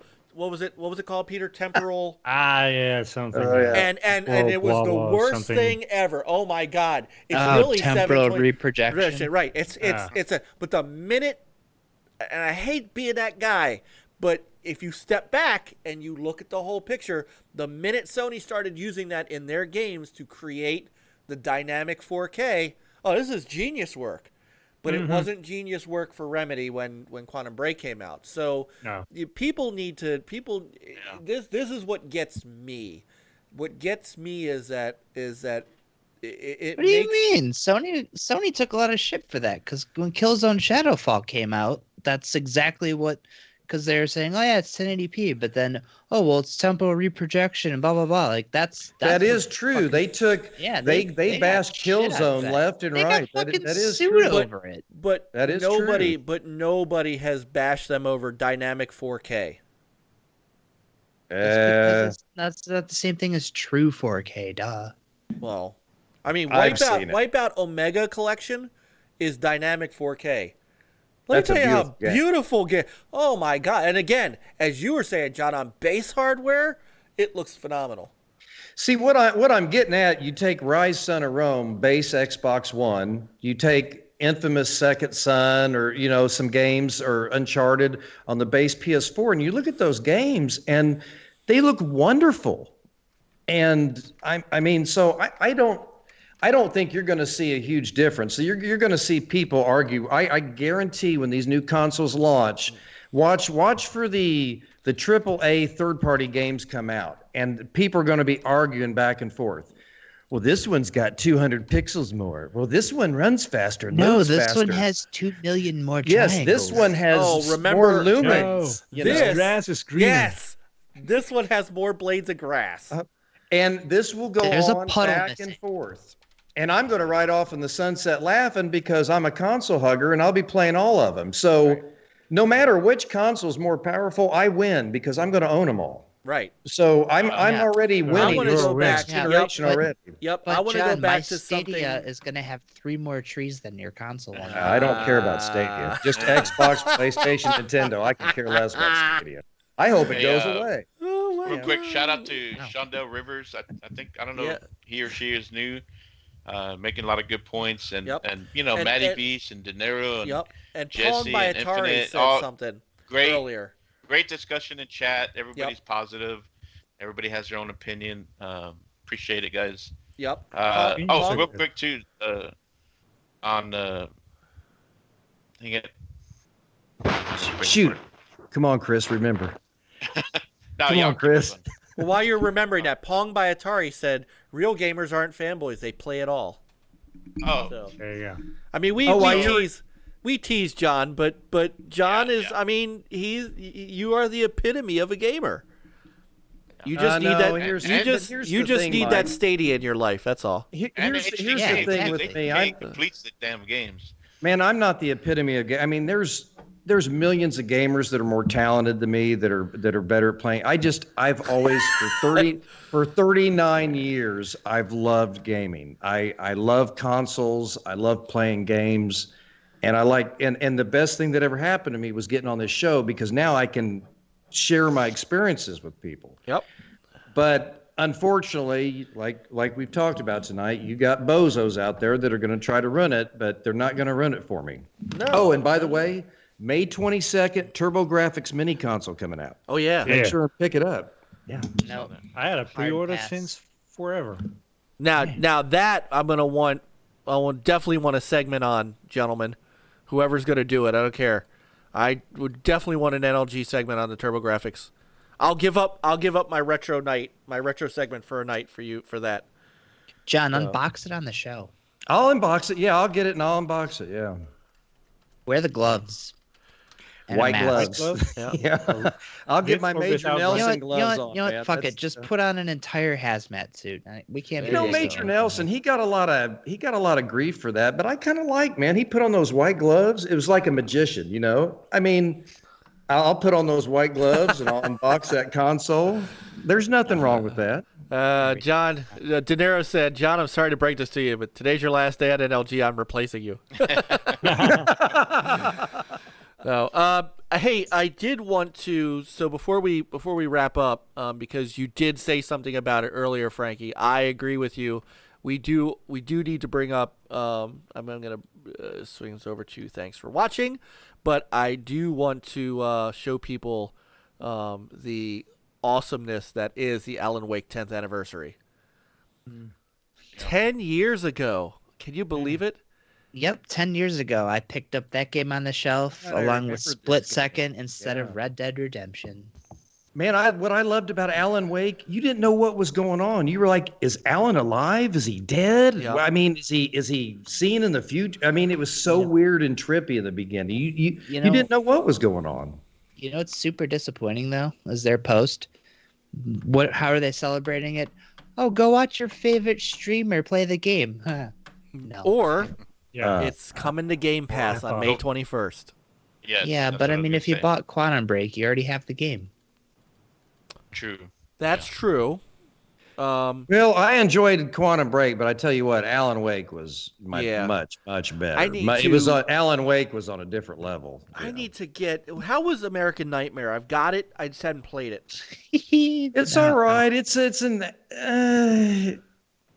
It adds on to the story, Dude, but I think that don't the base ever- Yeah, premise- the first one is Don't better. ever. the first make one's that good choice enough. Yeah. Again. Don't do that again. Alan Wake, a soon-to-be Sony dev. Nice, Maddie. So actually, I think it's funny. Wouldn't it be funny if this was a precursor to Remedy going with Microsoft after all the angst? I mean, I'm actually very surprised that Alan Wake is coming to Game Pass. It does seem like Remedy kind of flew the coop for. Oh, he's okay. So De Niro says it's short. Just play it. So. Yeah. But isn't Alan Wake still doesn't Xbox have publishing? Oh yeah, that? yeah. And Do to they still? Did they gave it back? I don't know. Can't keep track. Did they give There it was Alan Wake? something. Did they give I think Alan Wake so. back? Didn't they? I thought they just had publishing rights for the first game, but they don't actually own the IP. Right, that's what I thought. Yeah. But I thought I don't know. I thought there was something going on. That they bought Earlier that they they- might have. Gave something what- back to Remedy. You know what? You're right, I- because there was a rumor that there's going to be a remaster for all the consoles, I think. So the fact that it's coming to Xbox One and PC Game Pass. Mhm. On Infinite, thank you so much, brother. He said I've said like 5 times now, but seriously, great show, guys. Really appreciate that. Thank you. So Thank you. this is why we're here. You guys are why we are here. So he's leaving out though. But man, God, sorry. Sometimes this is what I live for. I'll take this chat every day. Every day. All right, So- let's go. Wrap up the sappiness. Let's go. All right. Sorry. I'm sorry. I know it is Jeez. 12:37. I know. And Frankie's Um, going overtime. I know. Now it becomes expensive. Overtime. Over Double time at this point. So, but I am surprised that they are. I am surprised that they are bringing it back to Game Pass. It does, especially since you're right. De Niro said you're right. They do full own everything. So, I am surprised. So Good. Maybe more people will play it. I hope so. Yeah. So good. Well, I mean, you offer somebody money to put their game on Game Pass, they're probably not going to turn it down if it's lucrative enough. I mean, Yeah, it's all about money, you know. It is, but Remedy really walked away from Microsoft. I mean, and this is Microsoft's. You know, they shot themselves in the foot on this. They walked away from Microsoft. They had marketing deals for Control with PS4. They went from being really a Microsoft kind of quasi Microsoft studio to being multi-plat because of Quantum Break. I mean, look at Bungie. But maybe, who knows? Maybe it didn't pan out as well as they thought. Well, maybe they realized it. You know, maybe they came to, look. Maybe Phil and Sam Lake had a deep discussion and sat down and talked. Maybe. You know? So. Maybe Phil Spencer. We love you too, Starbucks. Messiah that everybody says he is, and Datametric did a better job getting games on the system. Did you just say what is wrong? You look. The best Xbox games that have come out, in my opinion, are all under Datametric. Sunset Overdrive, Rise, Quantum Break, all of those began under him. That is true. All Phil has done is re-release Xbox Ones. That's all I'm saying. Nobody can totally hate Datametric because for years he was behind the success of Xbox. I know. I mean, I know we joke about forgetting Peter Moore. You're forgetting Peter Moore. All Datametric did was go out there and make deals with third-party developers without building a foundation. I mean, think about it. Studio. So I agree with that. I agree with that. With all the red death and people covering the console with wash towels, I mean, Datametric survived through all that and still made the console successive.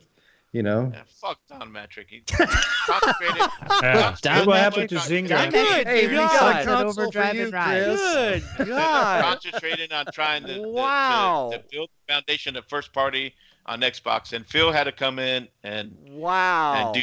What has he done since? Although Phil was part of that old regime too. Phil wasn't completely away from all that. This is there true. was a deal on. Phil Phil was head of Microsoft Studios TV and Xbox and Snap and all that. He was part of all that. Yeah. This is true. It was Snap. I loved Snap and Connect. Yeah. And those are features that probably what's his name, Mikey Barr was part of. Datametric, he's just a guy in his suit that said, okay, let's do that. Let's do this. Let's do that. He wasn't. Who was the guy before Ybarra? To make the game, sign him a check. Mike, who was the guy before Ybarra? I never really cared for Ybarra. Who was the guy before him that did all the Xbox 360 menus and was it?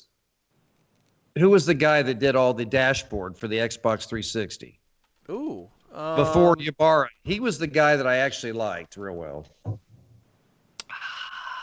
Was it? I don't know, but I do agree. I really enjoyed Xbox 360 OS, the dashboard, especially there at the end. The original dashboard was so good. The blades. Right. Who was the guy? Datametric when you got Sunset Overdrive, Quantum Break, Rise. Yeah. All the good Xbox One games were under him. Those are good games, but we're not getting sequels. He should have what he should have done. Yeah, because he's gone. Those deals what he should have done was brought the studios in the first deals. That was just one time. They were bad deals. No follow you up. Didn't build no foundation. It's like a pyramid scheme from the top.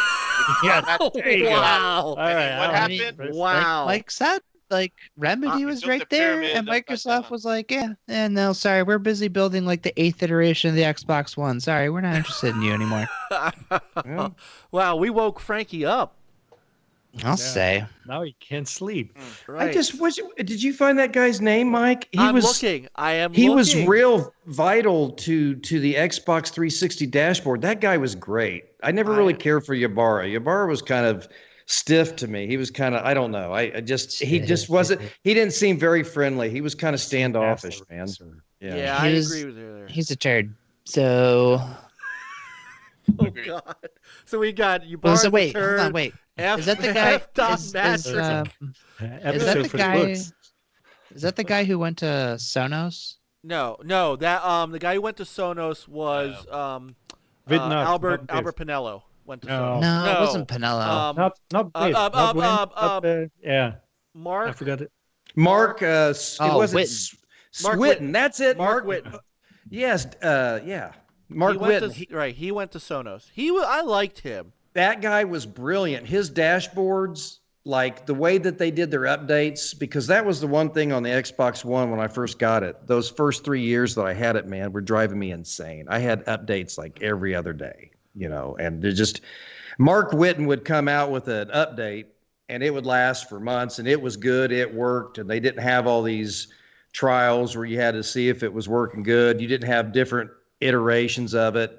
Mark Whitten was real good with that 360 dashboard, man. He would make changes and it would work, and there was little problems. With Ybarra, man, it was just constant updates. But let me ask you this: Well, was here's that, another It was thing. that It can also too, be and the from the dashboard top, was though. always slow as shit. Remember was there was the whole thing about Windows 8 on everything and stuff? oh yeah, I think that's and probably the whole debacle about they had to rewrite a whole bunch of the OS at the beginning or before the Xbox One was launched. was he the one who did the blades, or was J Allard responsible for the blades? I think it was Mark Whitten. Allard was gone at that point. No, because not for the he was there 360. for He the was there blade. He till was there when the 2010. blades- Yeah, he was there till Mark 2010. Whitten's, because he was Notwin on, that was his gamer tag. Yeah. That Notwin, he was known as Notwin. So, I still have him on my Xbox. but his 360 updates were awesome, man. When you got an update and you installed it on your 360 console, man, it was sweet. There weren't like all these problems, man. It was rocking. I agree. I agree. 360 OS dashboard was great. It really, but I like the. I mean, the Well, it's blades also were that so dashboard special. was like pure, written for just the 360. Yeah. Now this one is I like do love where they got the Windows the one- Core, Jazz, and whatever it was on the Windows. Right. Oh, the NEX, the NEX interface, or whatever the hell they called it. What, the one that it's on now. No, they had a No. special name for the final. Yeah. Like the The Don Metric Special. Yeah, it was special, submarine. right? Hey, where's Battletoads? It's May. Should they Where give it is out in April? Battletoads? What is Battletoads? Just kidding. I know Where it was is delayed, right? Battletoads? So I don't know. Maybe it's coming out in a June, maybe or August. yeah. I don't know. Where's Ah, Flight? I mean, we still got to Yes. get Wasteland 3 also. But that's coming in August. Yeah, we got a date NXE. for that. NXE, that's what it was called. The NXE, new okay. Xbox Experience. That's what it was called. And then there was Metro. Oh, they should have called it Foxy. FXE. Foxy? Yeah, Final Xbox Experience. Yeah. Well, then you had the Kinect dashboard update. So. Connect. Oh, John's gone. You guys screwed up now. All right, Oh. quick, let's go. All right, Home, John. let's go. John, hello. John is frozen. John is gone. He's gone. He's gone. All right, He's let's go. gone. Let's go. Like Let's he's go. about Let's go. choking himself. All right. That's with his Stadia cord.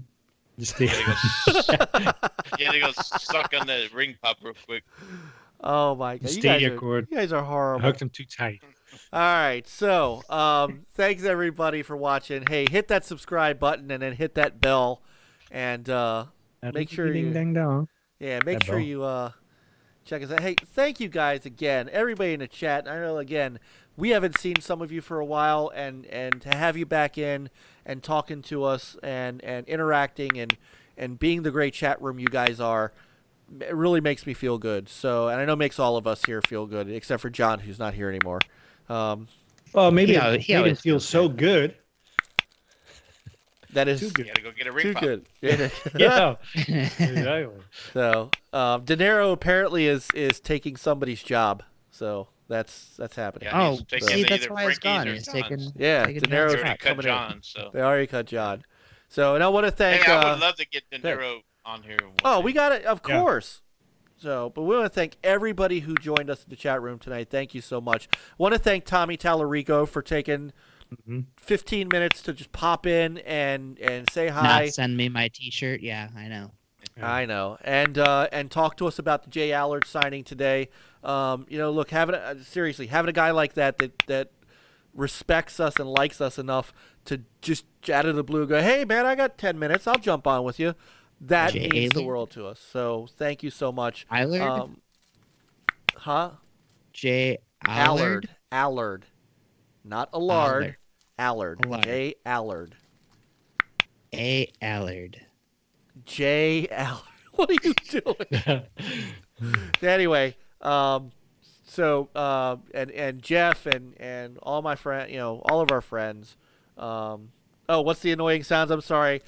Full disclosure, I am trying to get a toast and peanut butter cracker out of the bag. I'm sorry. Damn. So, anyway. Don't you know we have allergies? Come on, man. Yeah. So thank you for watching.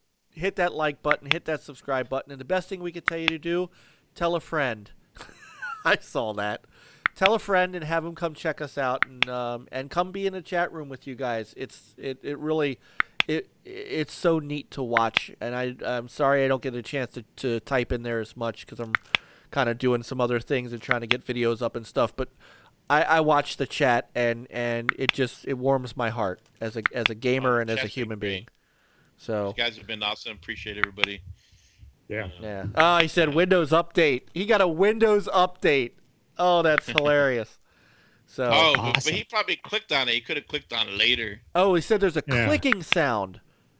Oh, the clicking sound must be the. I'm sorry. There must be the. Hold on. Let me see. That's you clicking the outro music. No. Let's go. I gotta go to bed. God. What Go to bed. Let's go. Or is it the clicking on the subscribe on the button? subscribe button, there's a click. I'm sorry. Got it. I got it. Okay. All right. Peter, Chris, John in the chat now, and Frankie. In the chat. Once Great again, show. man, great show. Great show. Thank you guys Thanks, so much. Love you guys to death. This is Buy another- Technomancer and Action Hank. Do there it. you go. Get it. Pre-order an Amico. All right, folks. Pre-order an Later, y'all Amico. gamers. Have a great night. Have a great weekend. Make it a gaming weekend. We will see you next Thursday night at 9:30 Eastern Standard Time.